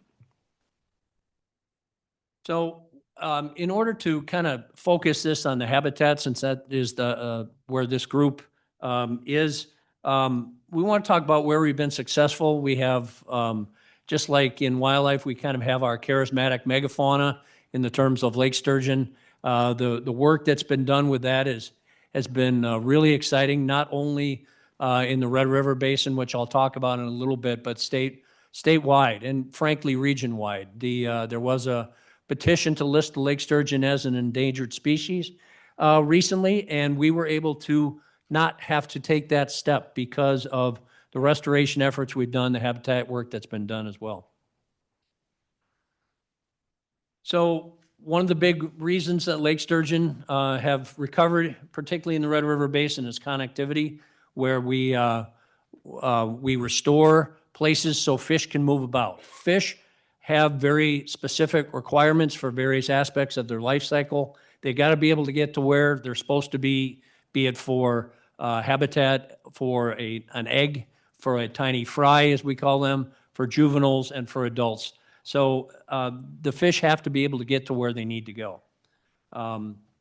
Obviously, we do this through things like dam removals or modifications, and those kind of projects have, particularly when we do things like Rock Arch Rapids, they have the added benefit of producing habitat in and of themselves. We have documented spawning of various species on the Rock Arch Rapids themselves, which is an added benefit. I mentioned the Red River Lake Sturgeon Project, but it's not just those fish. We have improved sport fisheries throughout the Red River Basin and throughout other places, such as the Minnesota River Basin, by connecting various things. It's not only our sport fish, such as walleye and channel catfish and smallmouth basses are pictured here, but our native rough fish, which are becoming more and more popular in terms of angling and people understanding their benefits and their roles in the ecosystem. So it's really quite exciting. I have people coming to me all the time saying, I'm catching whatever it might be. Smallmouth bass in particular is one I hear a lot. I'm catching smallmouth in places that I saw them as a kid, but I haven't caught them for a long, long time. And connectivity also means not just on large rivers and big things, but it means small projects as well. Sorry, I wanted to make sure that I talked about the culvert work that we do. There are thousands and thousands of highways and culverts around the state. You have to get water underneath them, but fish also need to get to where they need to be. And what may sound like in many cases a transportation project, it may be one, but if we do that transportation project right, we can have miles and miles of stream habitat benefit as well. Stream restoration is something that this council has funded quite well into the past, something that we are good at, some of our partners are quite good at as well. Basically, if you've ever seen an eroded stream bank, you know how terrible it looks and the sediment that is putting into the stream that will smother things like the trout spawning habitat, et cetera. And I do want to make sure that I mention that in order for us to do this work, we have to have public access to that, and that makes the stream easement acquisition process very important to us. It can also be quite a selling point to somebody in order for them to sell an access to the state, the fact that we can get in there and do habitat work. Easements and acquisition also in the northern part of the state. Our state has been very well lauded for the work that has been done on what we kind of call our canary in the coal mine, our cold water lake species such as Cisco, whitefish, lake trout, et cetera. And there's been extensive work done about how much undisturbed habitat you need in various places in order to make this work. It benefits not only the fish, but it benefits the lake users through protecting their water quality, which has a direct effect on their property values. It also benefits species such as loons, which if you've ever seen a congregation of loons getting together to feed on small tulipy, you're going to understand why that's a really cool thing. Cabacona Lake up in Hubbard County is a really good example of this, where we now have over 75% of the watershed in some form of protection. And that is really kind of that tipping point that we need to make sure that things will stay good into the future.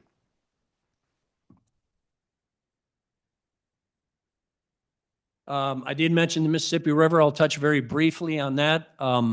There's a lot of projects that are going on here. It's amazing that people are rediscovering fishing the backwaters in the Mississippi River in places where we can do projects. And that involves something like dredging, which is not always the preferred way of improving habitat, but they need this deep, slow water in order to overwinter. And it's pretty amazing sometimes when you get out there, you see the people enjoying, in particular, bluegill and black crappie and yellow perch fishing in those backwaters. And we've done this in Weaver Bottoms. We also have to, again, in the idea of connectivity, fish have to be able to get into those backwaters and get back out at the right times. Obviously, water quality and watershed health. Fish need water, clean water to survive. There are other ancillary benefits that we have to this, of course, in terms of algal blooms. And we've also found that if we have good water quality or better water quality, even in places that don't look like, for example, walleye spawning habitat, if we have the right genetics in there, those walleye have the habitat to spawn on their own. We've done excellent work with the genetics of what we call our lower Mississippi strain of walleye that has natural reproduction in places that don't look like walleye natural reproduction areas. Also, we have to stock northern pike in some lakes in southern Minnesota. Anybody who fishes north central Minnesota wonders why in the heck you would ever have to do this. But the fact of the matter is that habitat for their spawning isn't there. And in order to provide that fishery, we need to do that. But if we can get the watershed, get the flooded vegetation that northern pike need to spawn, we can reduce that as well. There are numerous aspects I can go, but I want to make sure I get through what I have here so we have some time for discussion at the end as well. We work with our wildlife partners in terms of flipping lakes from turbid to clear water states. And then we can utilize this for our fish management purposes as well, where we may stock northern pike and yellow perch onto that. There's also improves in terms of common carp removal as well. We have also flipped lakes through using other fisheries management techniques, such as rearing walleye that we use for stocking in various ponds. That project's kind of near and dear to my heart. I spent about 6 years working on that when I was in Glenwood. But what it does is it changes from a turbid, low habitat environment to a vegetated, clear water, high habitat environment. So as we're looking ahead, I think there's several things that I want to talk about here. There are some things that we can do that do work, but we're terming them kind of localized interventions because they may benefit only a small place and for a certain period of time. Common carp removal can work. It can be extraordinarily beneficial. It has to be done in the right place in order for it to work. There has to be a real, what we call an integrated pest management plan involved with that. Other fish removal, we've learned over time that things like buffalo don't need to be removed from our waters. They're a native fish, but they can be removed and utilized. Artificial spawning reefs are a very high visibility type project. Many of these were done in the 70s and 80s, in essence, putting rock into lakes to provide walleye spawning habitat. The few that were closely evaluated did not really move the needle. There have been some things that we've done differently in terms of stream places to do this. And there's some really good research that's been coming out about where lake walleyes actually spawn. Sometimes it's incredibly shallow water. So we may be talking about shoreline protection and watershed protection being just as important for walleyes that are spawning in a foot or two of water. You can't really add rocks in a foot or two of water. But I have directed recently our walleye technical team to go back over this kind of research and see if there are places that we can do better. We have to be, very careful about not just treating the problem, but treating the cause of that problem. And that can be done sometimes through dredging. And that can be a useful tool in certain places, but it may not last very long unless the problem is addressed. We can move fish. I talked about the importance of fish connectivity. We can move them with mechanized means, but it's very expensive. There's some really cool places where they move sturgeon, but that's really hard work. I'm a huge fan of people taking good care of their shorelines, but it's very hard. It gets very frustrating when you see somebody doing the right thing and then somebody doing the wrong thing on a much bigger piece of shoreline just a little ways down. That gets extraordinarily frustrating to me. I've been in this business, like I said, for 39 years. We've been talking of habitat changes over time, and that continues. Obviously, the things that people think about in terms of land scale changes, invasive species, climate change that we're dealing with. We have other recreational and societal issues. One person's beautiful fish habitat with a lake full of vegetation is another person's hindrance to their recreational opportunities. We have to find ways to be able to balance that. We do have, I do think, emerging opportunities. I think there are places that we can do a much better job about explaining and reaching out about what a healthy shoreline looks like, what people can do, what they should do, and do it that way. There's also new techniques that are out there that are allowing us, if you're an angler, forward-facing sonar is a big deal out there, but that tool also has some real benefits to us in terms of mapping fish habitat, in terms of where things like rock reefs are, where underwater structure is, what vegetation biomass volume can be. And so we have to be able to, we're learning right now how to utilize those techniques, and I think that can inform our work going into the future. I hope you understand and heard from me that I am very proud of the work that's been done. There's obviously so much more that can do. We've learned how to do stuff, and there's stuff that we're doing that we have to do more of. I think fish connectivity and fish passage is really one of those things in particular. Stream restoration needs to continue. There's thousands of miles of stream that still need work. But we have to expand into new areas. Member Palmer mentioned it himself. In-lake habitat is hard because, number one, we have about 6,000 lakes that we have fish in. So if we do a project that benefits, say, in connectivity that benefits 10 lakes, that's terrific. But what is the right way to do it on an in-lake basis? I've been pulling together, I just had an area soups meeting. We spent an hour talking about brainstorming ideas. I mentioned our habitat group. We have a meeting coming up in November. I'm going to hijack a good portion of that agenda in order to make sure that we discuss this. I have heard some good ideas so far. There are in northern and metro lakes invasive cattail issues that have changed the shoreline habitat. Is that something we can do? We have lost large-scale bulrush beds in various places. Is that something that is is that something we can move the needle on? We have done small-scale bulrush restoration, and it's a great thing, but does that really move the needle for a lake? I'm not exactly sure, but we need the techniques to be able to do that. I've been talking with anglers all along. I enjoy deep water bass fishing myself, and finding those deep water broadleaf pondweed beds can be challenging these days. That's part of fish habitat that has changed over time. Is there a cause? Is there something we can do to reverse that? Mr. Sheriff did mention as well, when we have places that vegetation has been overtaken and maybe become invasive and then removed, what is the best way to get the natives back? Does it require some sort of intervention on our part, or can we talk about with the seed bank that's already there? And also, like I said, what can we apply? What projects and techniques can we apply broadly? Again, if we work on the habitat of one small lake, that's terrific, and that's a very positive thing. But is that the best way for us to move forward? And if we do that, can we apply that technique more broadly? And that's what I'm most interested in seeing into the future. Honestly, I don't know what my time is, but Mr. Chair, I would thank the committee for their time, and I'd be happy to try and answer any questions that folks might have. Great, Tom.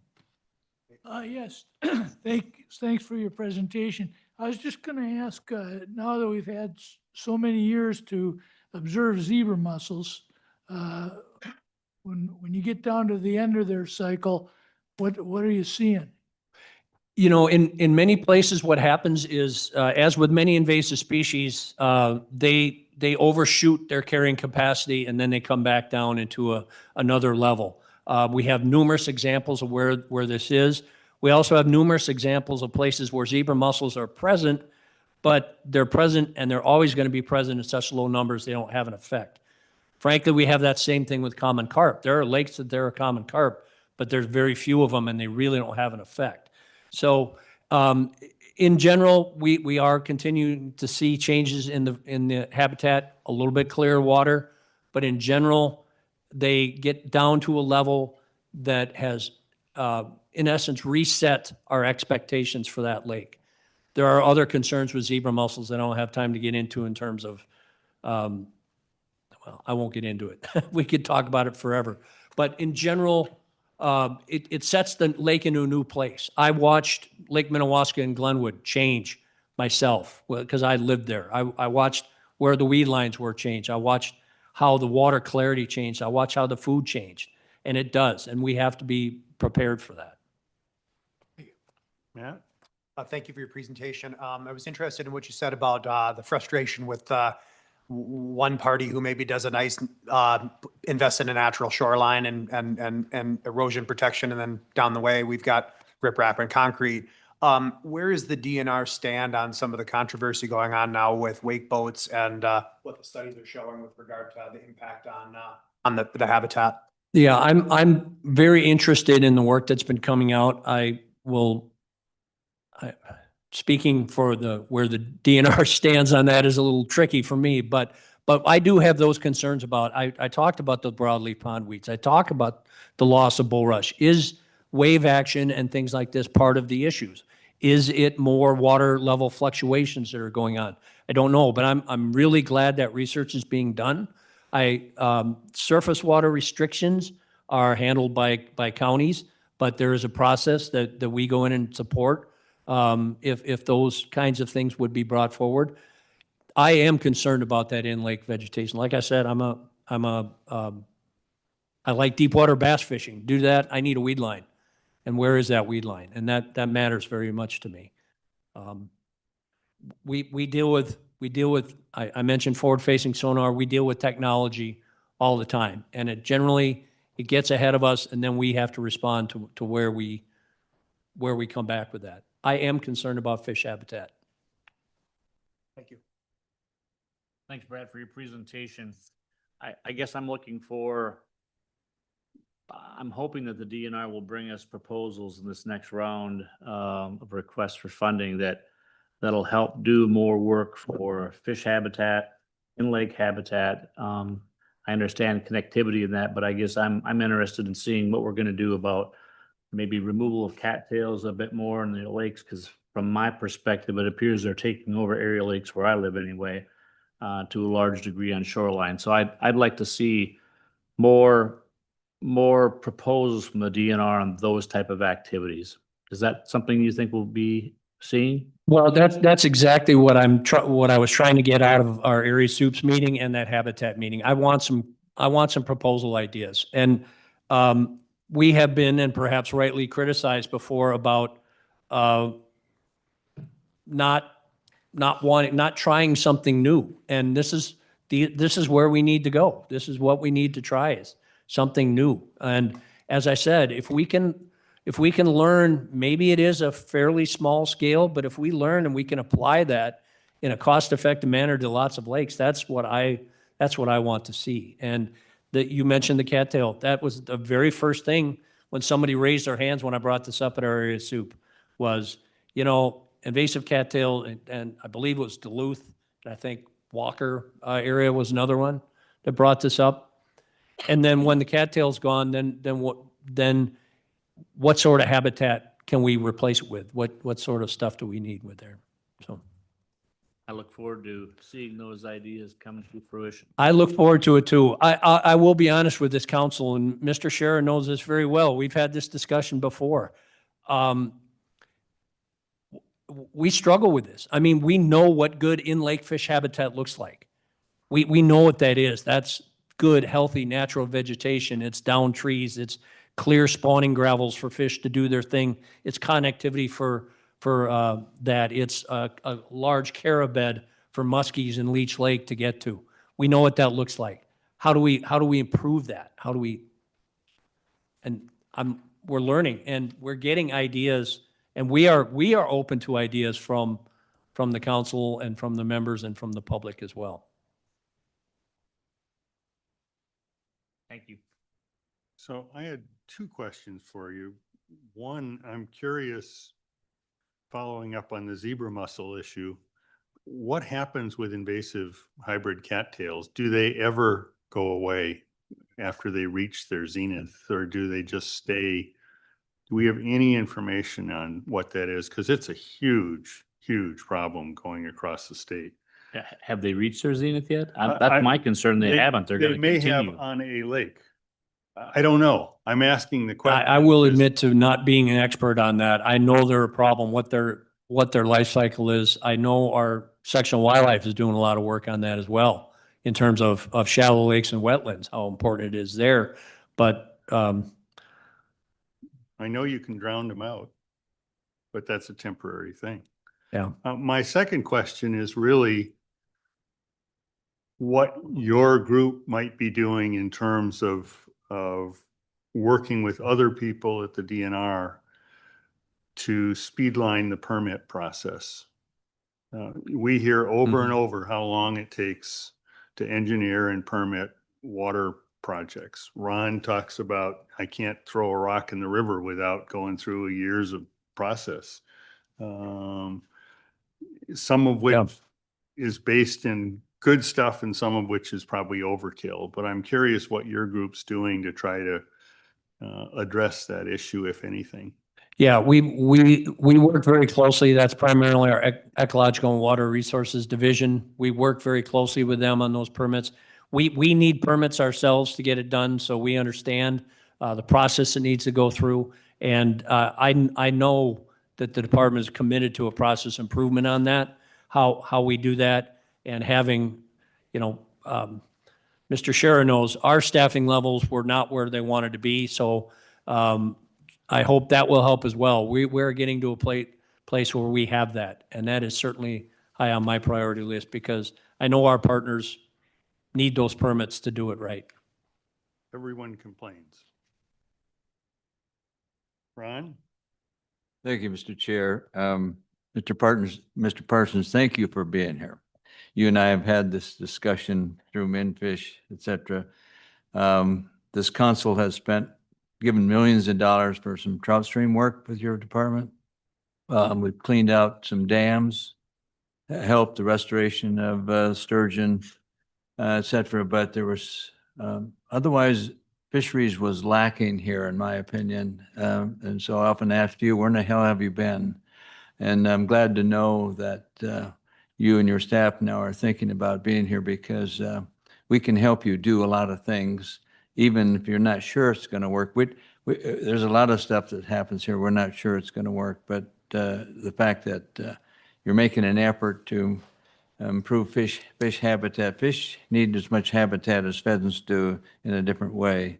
And my beloved Rum River needs some habitat work too. I had your habitat specialist there to look at some things, and then apparently he went somewhere else. So I've heard nothing. I've heard nothing. All right. And Well, so there we sit. well,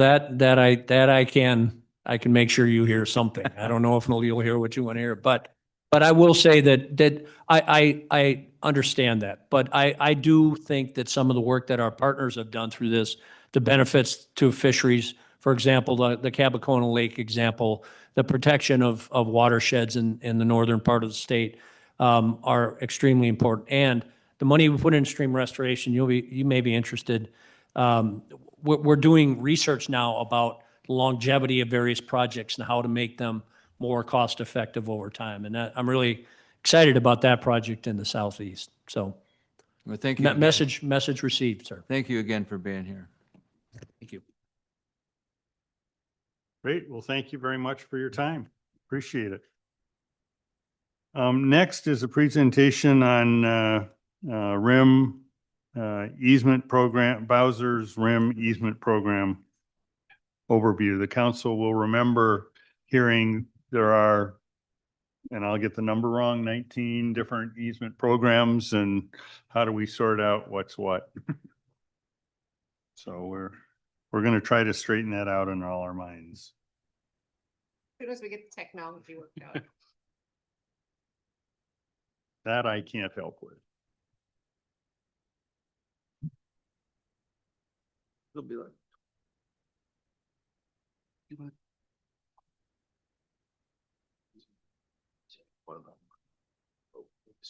Yeah.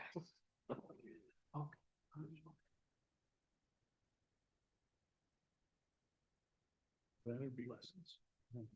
Should be interesting to see which one. I guess sometimes. Here's the sentence.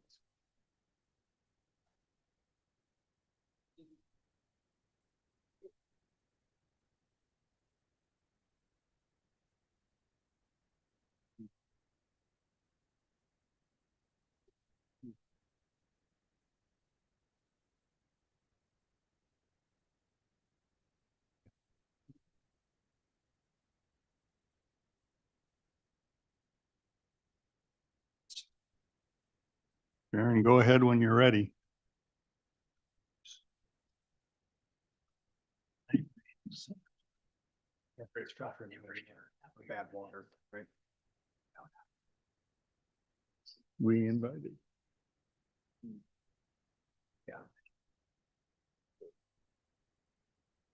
We're changing the technology, so it's my fault. I'm going to give Tom a second.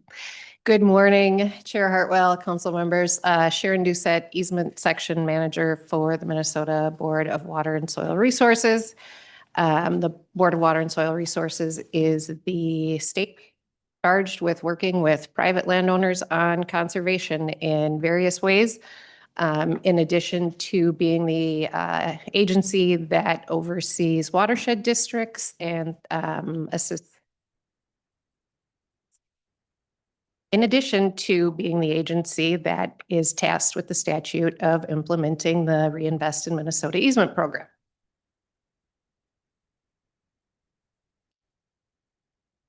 And for those of you online, we are trying to get the presentation up, which is now up. There.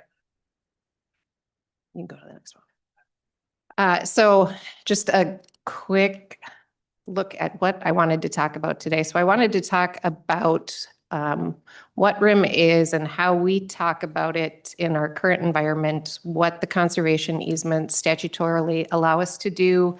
The current Bowser-led programs You'll see when I get to the slides, some are highlighted, which are the ones I'm going to focus on and are funded by Outdoor Heritage Fund. There are other programs that I won't spend any time talking about today, and those do not receive any funding from Outdoor Heritage Fund.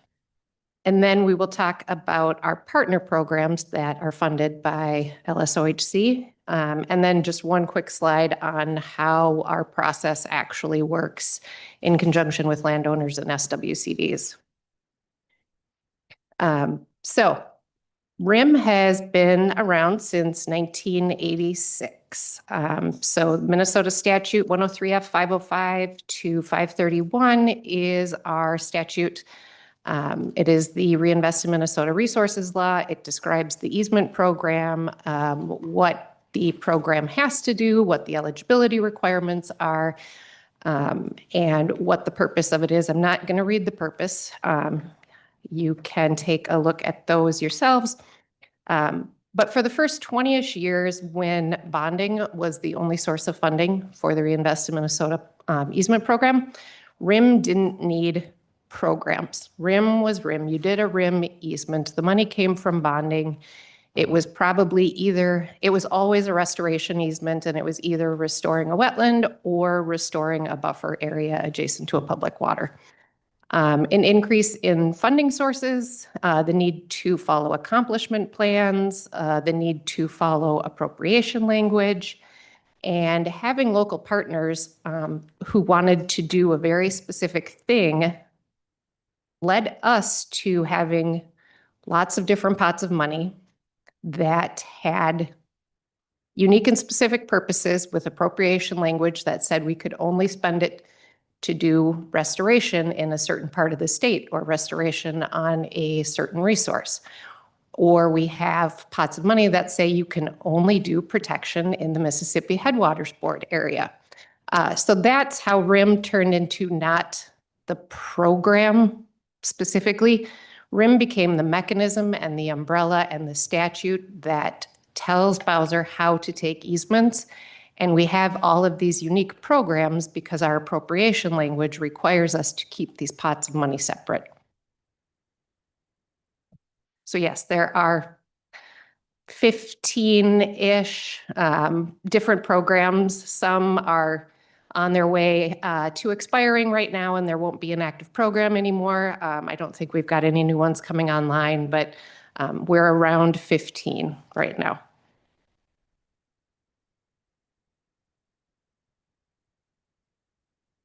So just a couple of basic ideas about how Bowser runs the Reinvest in Minnesota easement program. The program is entirely voluntary. This is, we tell soil and water conservation districts, we tell landowners, we have money available to do this thing. If you have land that fits that requirement or these sets of parameters and you are interested in permanently protecting your land, you submit an application to us. Our SWCDs are essential in this work. They have the connections and these relationships with landowners locally that we absolutely need to make this program go.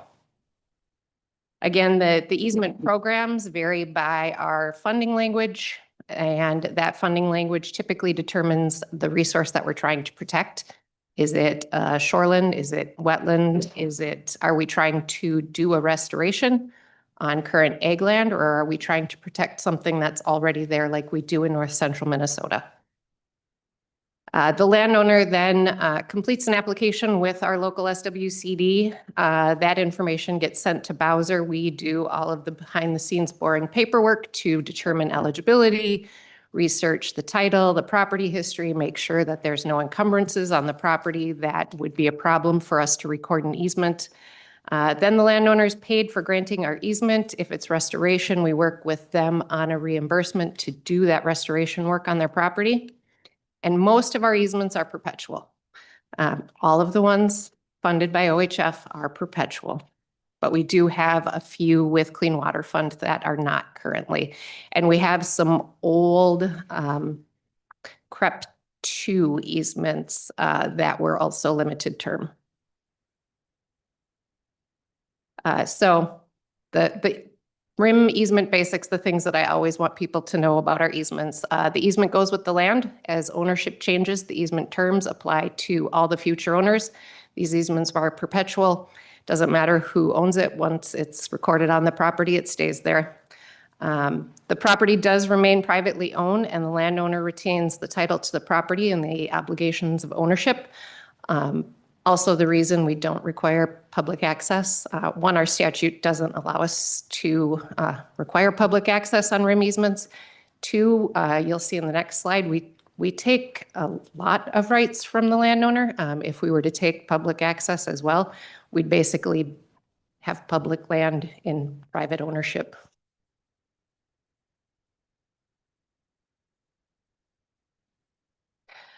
So use is not allowed on state-funded easements. There's a bunch of caveats in here, and this is an example list. But the two top ones are the ones that I really want to focus on.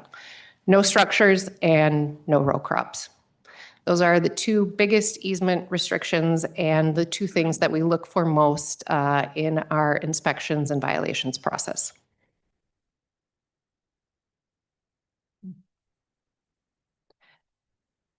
So how big is our program? So this slide just says 7,900 active recorded easements. That's where our current number is as of yesterday or the day before. And that is the work that we have done since 1986. Again, in the past, we have done some limited term easements. Easements expire, we take new ones.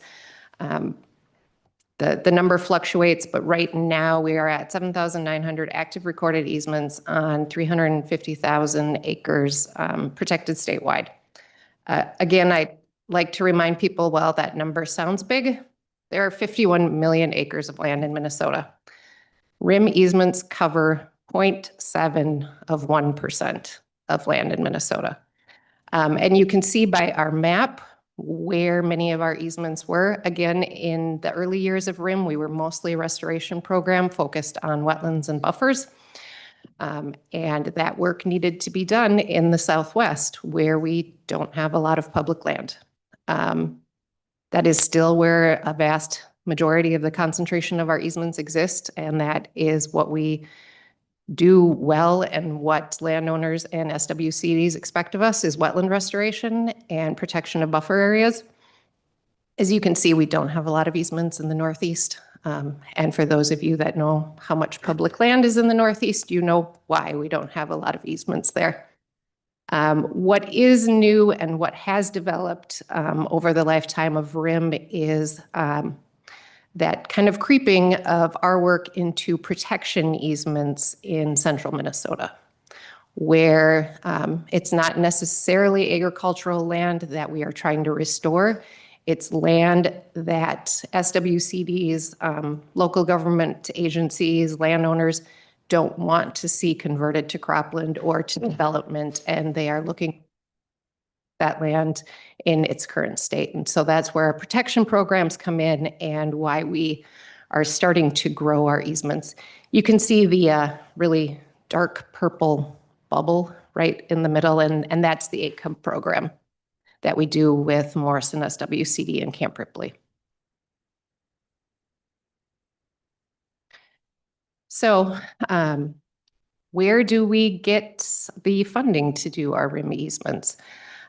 Clearly, why I'm here, Outdoor Heritage Fund. We also receive appropriations from the Clean Water Fund.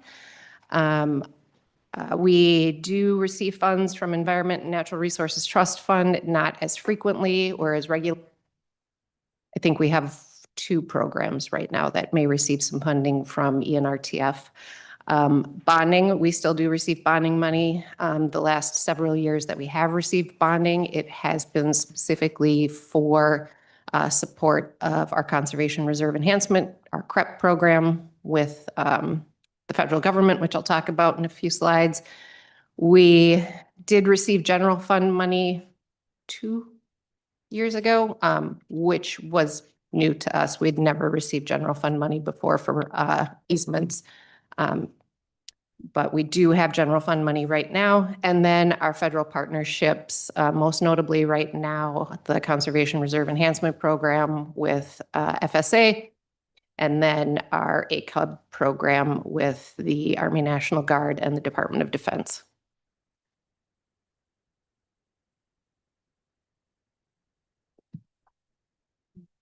So when I talk about our programs, the way I like to sort them out in my brain is what is the program doing? And I think the primary thing that we can separate in the programs that we do are we have restoration programs and we have protection programs. Our restoration programs typically are ag lands or lands that have been disturbed, and what we're trying to do is restore the natural system on that property. And so in our restoration programs, the things I lump there are our Conservation Reserve Enhancement Program, our partnership with the federal government, our RIM Wetlands Program right now, which is just state funded. We also have funding to do a peatland emphasis in our wetlands program. And then our RIM riparian and floodplain restoration, which is basically our RIM buffers program. And again, I'm just going to highlight the 3 that are bolded where we receive funding from Outdoor Heritage Fund. And this slide is a lot. And it's because I always try to explain CREP. And Ron, who's heard the presentation on CREP several times, just told me last month that he still doesn't get it. And I said, I don't blame you.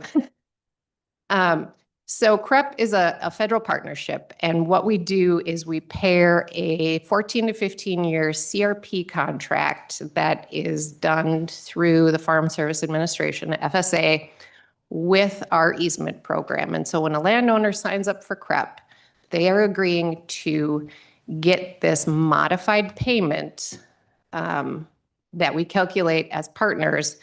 And part of that payment they get up front when their RIM easement is recorded, and the rest of it they receive as their regular payment that they would for just signing up for CRP alone over that 15-year contract life. So the same, yep. Let me just help here. For those of you that don't know, CREP is really just a term conservation easement. So what RIM is doing is making a term easement permanent by paying the difference between permanence and term, in short. Yeah. It's taking that 15 years that the land is out of production in CRP and making it permanent by pairing it with a RIM easement. So the land must meet both CRP and RIM eligibility. And so why this is important is CREP only applies to land in row crop agriculture. You have to meet the CRP definition of land with crop history. You have to meet our definition of land with crop history. So CREP is really only good for doing restorations on those lands that are in active row crop and meet crop history requirements. And it's also limited to the 66 county CREP area. So there are some limitations, which is why I'm going to talk about RIM wetlands next. And so right now, and this is a huge program for us, and Dusty's our program manager, and he thinks he might have to retire still program because we did just do an extension this winter with the federal government to keep doing CREP. He was really hoping we could stick with the original expiration date of it, but we're not going to. So right now we're at 780 easements and 42,000 acres in process and recorded just in this CREP. We call it Minnesota CREP. Other people call it CREP 3. This is the 3rd time we have signed an agreement with the federal government to do this combined CRP RIM easement program in the state.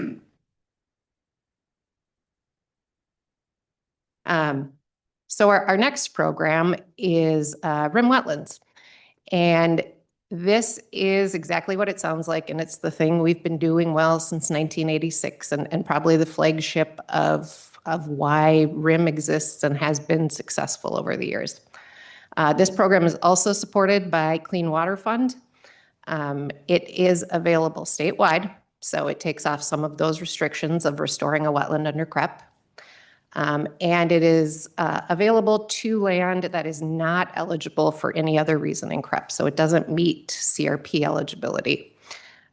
It's outside of that 66 county area. It might be in a mid-contract in CRP. So they can't enroll in CRP if they're only 10 years into their 15-year contract, but they want to do that perpetual easement. We can enroll them in just a RIM easement, just using state funds in that case.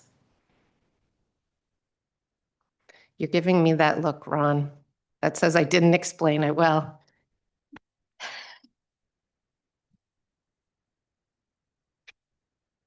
So the next program is our riparian and floodplain program. Again, this is a landowner could come in the door, and if they are eligible for CRP and they are in the 66 county area, we would absolutely say you are required to enroll in CREP. This is how you're going to get your easement done because we want that federal leverage.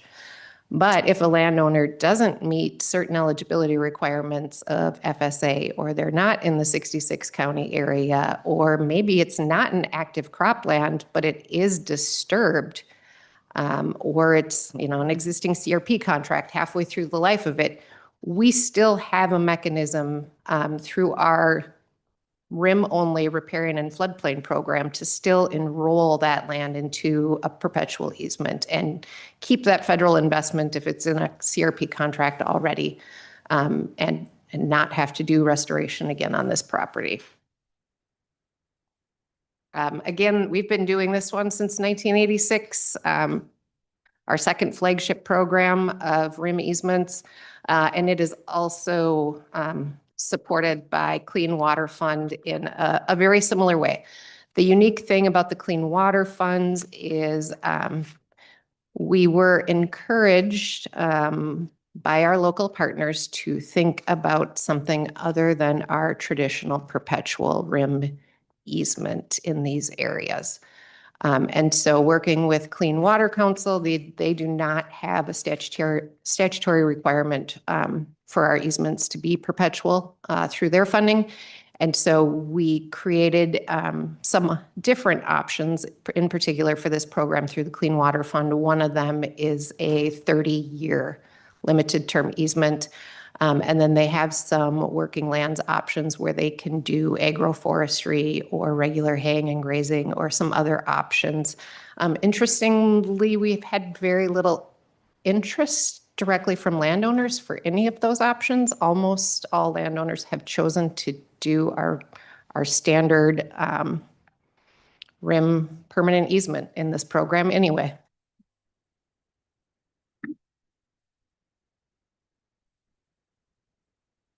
So now I'm going to switch gears and we're going to talk about our protection easements. Let me check time. Okay. Oh, I'm running out of time already. So our RIM protection easements are the three listed here, the Wild Rice Shoreland program, our grasslands program, and our grazing lands program. We do also have a critical shorelands program that is funded solely by Clean Water Fund. So these are a little bit easier to talk about, and I think the name kind of speaks for themselves in all of these. Our Wild Rice Shoreland Protection Program is to protect the shoreland habitat of wild rice lakes. It's in the 14 counties that are shown on the map. Our grasslands program protects, restores, and enhances grassland habitat of moderate quality. The eligibility is based on the Minnesota Prairie Plan, so the green areas shown on the map. Our grazing lands program is also protection. It was to protect and promote perennial vegetation land cover through working lands, so keeping haying lands, grazing. Right now, we have it open to the subwatersheds that are shown on the map. This was actually started with a set aside of $1 million in one of our bonding year monies, and then converted to keep the program going to OHF dollars.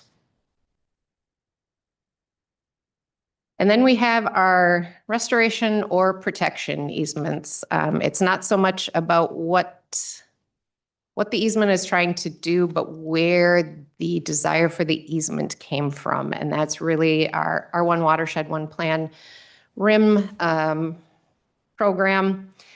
And that can be protection or restoration. What it needs to do, the applications for this program need to do is it needs to be in an approved one watershed, one plan area, which is almost the entire state now. So everywhere in green shown on the map. That one watershed, one plan has to have text in it that says easements or permanent protection or restoration is a priority of this plan. And it has to be pretty specific. It has to say, we're trying to target protection of X number of acres in this sub-watershed.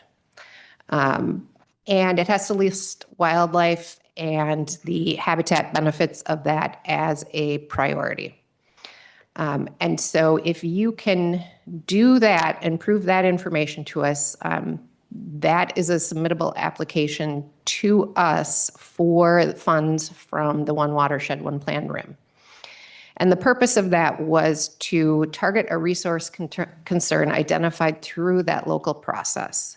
It was us responding to our SWCDs and our watershed district partners who said, locally, this is what's important to us. We don't care about the programs that you have to offer for wetland restoration. We know that this is the thing we want to protect locally, and we went through this multi-year planning process to figure that out. And so we want to do an easement here, and you don't have a program that fits it right now. And now we do. We have this program with very limited money that they can apply to do this easement that they say is important locally. And then we have our partner-led protection programs that Bowser is involved in. And again, I like to think about these as we're the machine that our SWCDs and our watershed districts know we can do the work to accomplish their goals. And again, most of this work on many of these partner programs now are led by a One Watershed, One Plan.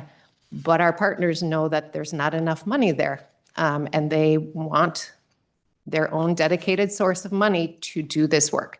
I would say Mississippi Headwaters and our ACUP programs preceded our idea of having a One Watershed, One Plan RIM program. We've been doing work with those two partners for a very long time. They came up with the idea of having funding for their easement program long before we came up with the idea of One Watershed, One Plan. So our Army Compatible Use Buffer Program is a partnership with Morrison SWCD and Camp Ripley. It's a 5-mile buffer around Camp Ripley to protect the military mission and natural resources. We have 2 funding sources for that. We have federal funding and we have funding from OHF. The federal funding is used for different kinds of easements with a lot more flexibility. Our state-funded easements within the ACUB area are specifically used on high-priority natural resource parcels for protection purposes. Mississippi Headwaters, that protects the wildlife habitat in the Mississippi Headwaters. You heard the presentation from Paula and Tim this year on their proposal, so I won't spend too much time on that. But it's a longstanding partnership with the Mississippi Headwaters Board in the Mississippi River counties from Lake Itasca through Morrison.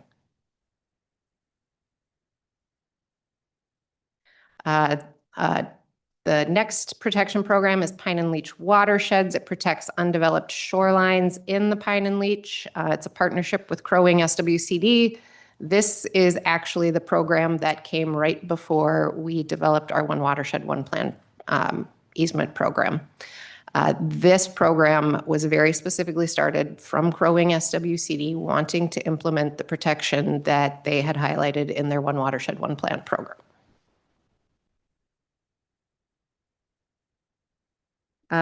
The Kettle and Snake watersheds, very similar. Pine County SWCD is the lead partner.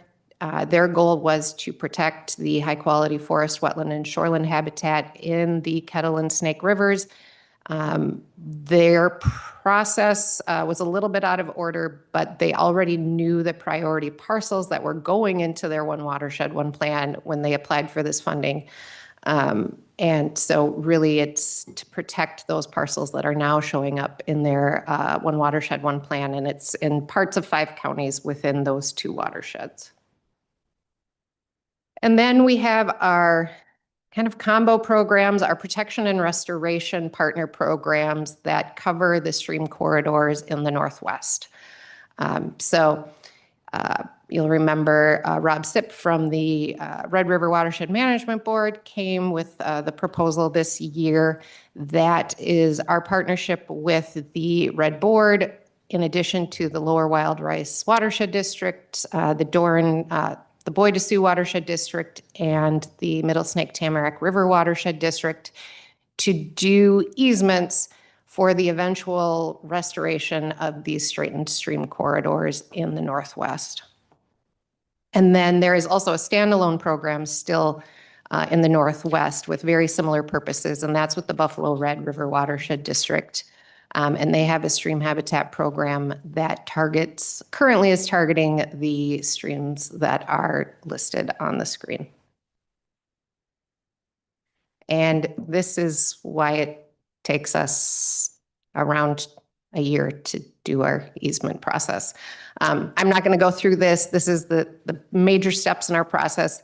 The thing to remember is that this is us communicating with the SWCD, communicating with the landowner, getting them to come in to sign something or provide some legal document, giving that to the SWCD, that getting back to us reviewing it. So it does take a little bit of time to get through the process, and we do this for 250-ish landowners a year, with 7 acquisition staff who are actively working on these files. So they have a big workload, and prioritizing and getting information back to the SWCDs as we get it from them. It is a little bit of a lengthy process, but we've gone anywhere from it taking us almost 2 years to do easements down to a year right now. I think we're pretty efficient. Our SWCDs, who we've worked with for a long time and do a lot of easement work with us, know the process. They can get easements done within 8 months, to be honest. Morrison SWCD is one of our fastest turnaround districts, and they can get us an easement to recording in about 8 months if they have an engaged landowner. So that's all I have. Sorry, I know I went over. It's all right. Questions? So, Mr. Chair. Yeah, please. So when you come to us requesting funding, again, as a new member, I'm trying to get educated here. Do your proposals identify like which program this is in? So I've just got to get more familiar with your various programs so I know what it is we're funding and if I support that or not. Thanks for that question, Council Member. Yes, so each one of our proposals should be very specific to a geography, restoration or protection, and a resource concern. So this year we had proposals specifically for rim wetlands. And the goal of that program is to restore wetlands. We may be able to do that in our federal partnership, but we also can take those easements with just state funding. But we did have that restoration of wetlands proposal. We had our protection of grasslands proposal. We had buffers. We had a floodplains proposal. I knew Dusty would remember because it's his program. And then we had, we were also here in support of some of those partner protection programs. So my recollection, again, going back in history, was Reinvest in Minnesota was, I thought, funded by, or the funds would go 50% to, initially 50% to outdoor habitat stuff, and I think it was supposed to be 50% education, which that kind of got modified at the end. But so what amount of funding do you get out of the actual lottery funding annually? Thanks for that question, Council Member. If we're talking about the Reinvest in Minnesota license plate dollars, none. Bowser doesn't see any of that funding. All of our money we don't get any specific percentage from lottery dollars. We have to apply to ENRTF just like everybody else.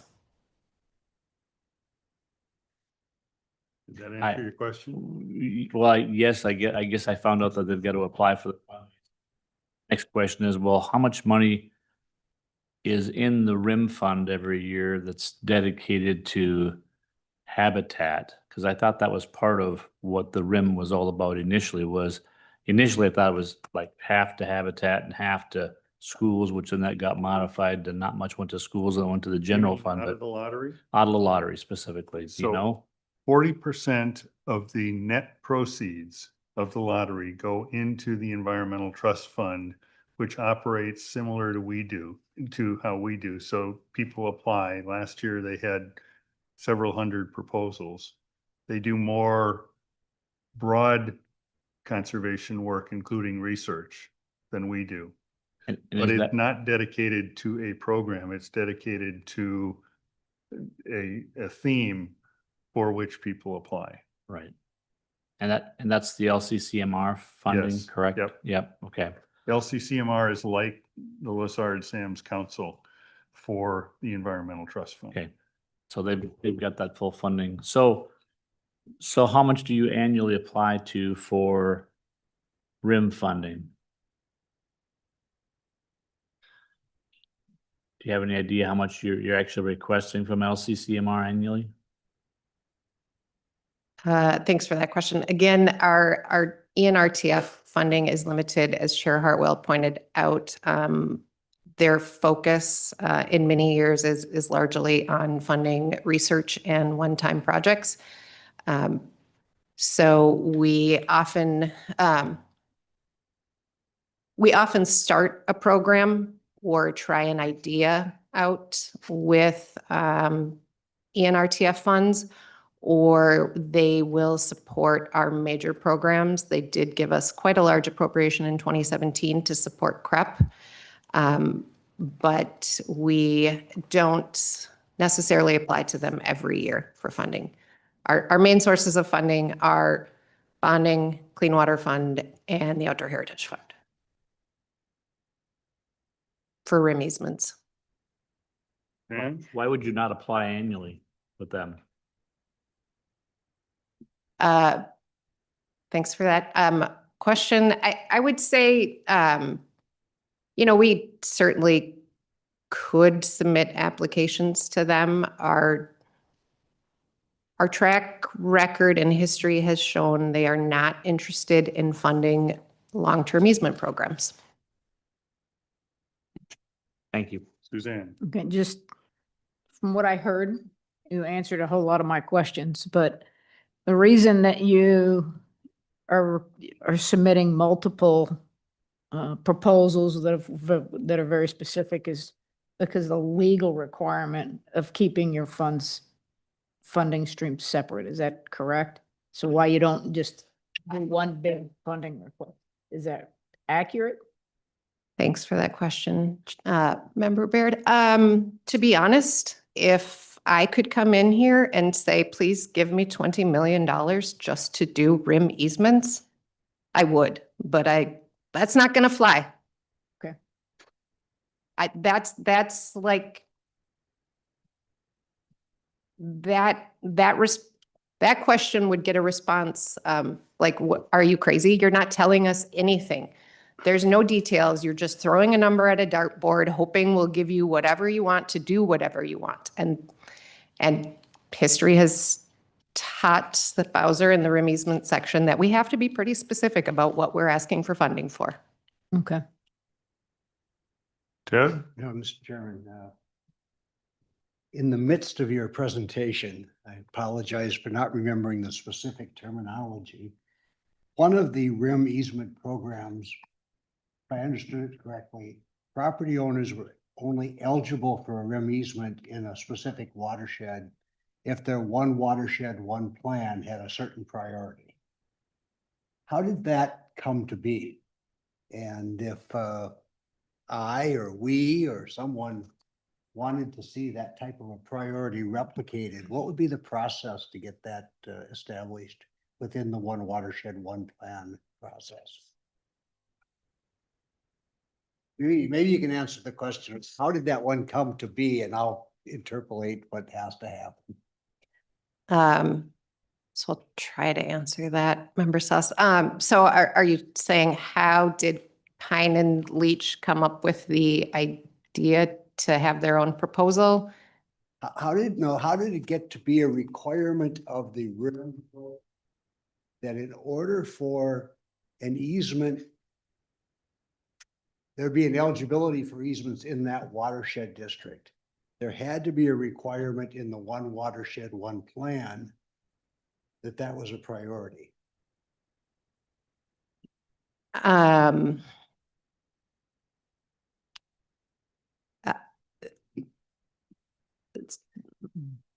Not sure I know how to answer that. Talk later about it. Yeah, so the one watershed, one plan easement program was born out of this idea from the Pine and Leach from Crowing SWCD. And it was that they wanted to do these protection easements that they had called out in their approved plan. But some of those easements didn't fit the criteria for our normal programs. It didn't have a wetland that needed to be restored. It wasn't, a shoreline restoration. It wasn't on a wild rice lake. And they said, how can we still protect this property? And so they created this idea and came to the Outdoor Heritage Fund and said, basically, we want to start our own local program to do easements, to do the things we want to do in our one watershed, one plan. We got some feedback at Bowser that said, Bowser, you need to take this on at a programmatic level. We would rather have one program based on implementation of one watershed, one plan throughout the state than all of these individual entities coming and asking for their separate area. We're kind of in the middle of that because our local partners know that our one watershed, one plan program doesn't have enough funding to do everything they want to do. I mean, it probably never will. What is different about that program is that those easements only have to meet that criteria. Like you have to say in your one watershed, one plan that you want to do this very specific thing, protect this parcel or protect this watershed. All of our easement programs, this is probably going to make it more confusing, but actually all of our easement programs now have at least one question on their eligibility questionnaire where a landowner can receive points if the SWCD can point to somehow linking that easement and that protection or that restoration as a priority in their one watershed, one plan. But they only get, a certain number of points that helps to their overall total in the other programs. Whereas in our one watershed, one plan program, that is like the key eligibility criteria. You have to be able to point to it in your one watershed, one plan. If I may, but Bowser created a RIM program for that one requirement, if I understand you correctly. Yes. Okay, that's what I was. Yes. Kind of that. So if there was pressure or a desire for a similar priority to be in a one watershed, one plan, to be eligible funding under a different RIM program, Bowser would be the decision-making body on that, not the funder, but Bowser. That. I'm trying to get at water storage on these RIM easements. How can we get a requirement that RIM easements allow, and in fact, there's a priority for water storage on those RIM easements? And I'm seeing that as a similar approach. We could talk about water storage. Happy to have that discussion later. I'm going to cut you off because one last question and then we're going to move on because we're running out of time. Yeah, thank you, Mr. Chair. I have story and a question. I'm going to start with my story. A few years ago, I was out visiting a landowner west of Watertown, South Dakota, and he was showing me all of the great things he was doing with his land with federal and state conservation efforts. Big CRP field. He said, I'm taking that out this year, but I'm putting another one in. He had a beautiful wetland that was being protected from his cattle. They could go water, but just in one area, they couldn't any. And then we were standing by this big, beautiful shelter belt that he was paid taxpayer money to put in, and for soil and wind erosion issues. And while we were visiting, he says to me, I can take this out now. I said, what do you mean? Well, he said, the shelter belt's been in now for 15 years. I can bulldoze it out. I'm not going to, but I could. And I said, you mean you're taking, my government said, we're going to pay you to put this in for 15 years. And then after 15 years, we're going to say, we used all this taxpayer money, but we were just kidding. You can take it out now. In your presentation, here's my question. You mentioned 15-year and 30-year deals. Since when, who said that conservation efforts, preservation efforts should be 15-year deals? And after using all this public money to do this on private land, the landowner could then turn around and put his corn and soybeans back in there after 15 years. I just don't, I don't know. I don't understand this. Maybe you can explain. Thanks for that question, Member Shara. No, I can't explain that. CRP is 14 to 15 contracts through the federal government. That is why 95% of our RIM easement programs require perpetual for the exact reasons you just said. The public investment and the long-term ability for it to stay there. We have, like I mentioned, that one program funded with Clean Water Fund program funds right now as a way to see if there were really a bunch of landowners out there who wanted to do an easement, but they only wanted to do it for their lifetime or the time that they own the land. Our statutory requirement requires RIM easements to be at least 20 years. So we decided to try this 30-year option with the clean water funds. And to be honest, there hasn't been a lot of interest in it. So most of the easements we do are still perpetual. So Matt has a very Yes, sir. quick question. Yeah, it's actually a clarification, and it's related to Ron's question, but I think how you answered it. My understanding is that the 10 to 15-year contract is CRP or CREP. It's a federal contract. Tacking on the RIM easement is what prevents it from expiring at 10, 15 years. It's in perpetuity after that. Yep. Okay, that's what I thought. Okay, thank you. In Minnesota. In Minnesota. That's a Minnesota program. Under the CREP program. Thank you. And I would tell you, in answer to your question, Ron, that the federal government's use of CREP dollars is really a subsidy for agriculture more than a conservation program. Amen.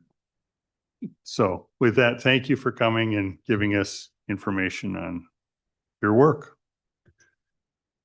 I thank you as well, simply because I'm still confused, but at least I've got some more documentation to look at. So next on our agenda was just an item to get in front of you what we had for our 2025 call for funding requests, so that you can begin to review this as we have discussion about how we might want to modify that for 2026. And Daryl, in response to your numerous good questions, take a look at the back end of this, which has the ecological section vision and priorities listed, which come out of a multitude of conservation plans and are boiled down here. And what we've been doing is asking people to comply with the various sections and to be within the requirements that we've set up. But that's something I think you should take a look at So you better understand and can bring your questions as we have additional discussions. But that's how we got there. It is a combination of many different plans that are out there talking about how to do conservation. So if there are other plans or you think we've missed something, that's what we want to be discussing. Thank you. So, and we have a number of things we've written down, Mark has, that we'll also bring up for council discussion. So we have adequate time to really get clear on this and put out a request for proposal that is had time to settle with everyone and bubble up to be as good as it can be. Any questions on that? This is really just a setup for future discussions, and I'm going to ask staff to send you this both, and you've got it with you. It's on the website, but to actually send you that in an email so you've got it and can't ignore it. Not that you were going to. We had no requests for public comment. I just, again, want to thank everyone. I want to thank the staff, especially who did so much work to get us to a recommendation where we all agree. We all didn't get what we wanted. We got what the group thought was a good place to put real conservation dollars at work in Minnesota.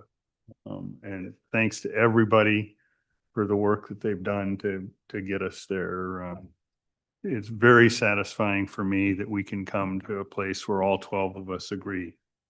And that we find a way in our hearts to not stand on, this is what's most important to me, you're going to give me mine, or I'm not going to agree with you. Just to work collaboratively. Thank you all for doing that. Thanks for an excellent job on your part. Appreciate it. Appreciate that. I have nothing else unless anyone has anything. We'll adjourn. Thank you very much. Thank you. Thank you. Thank you, David. Good job. Thanks for the work, guys.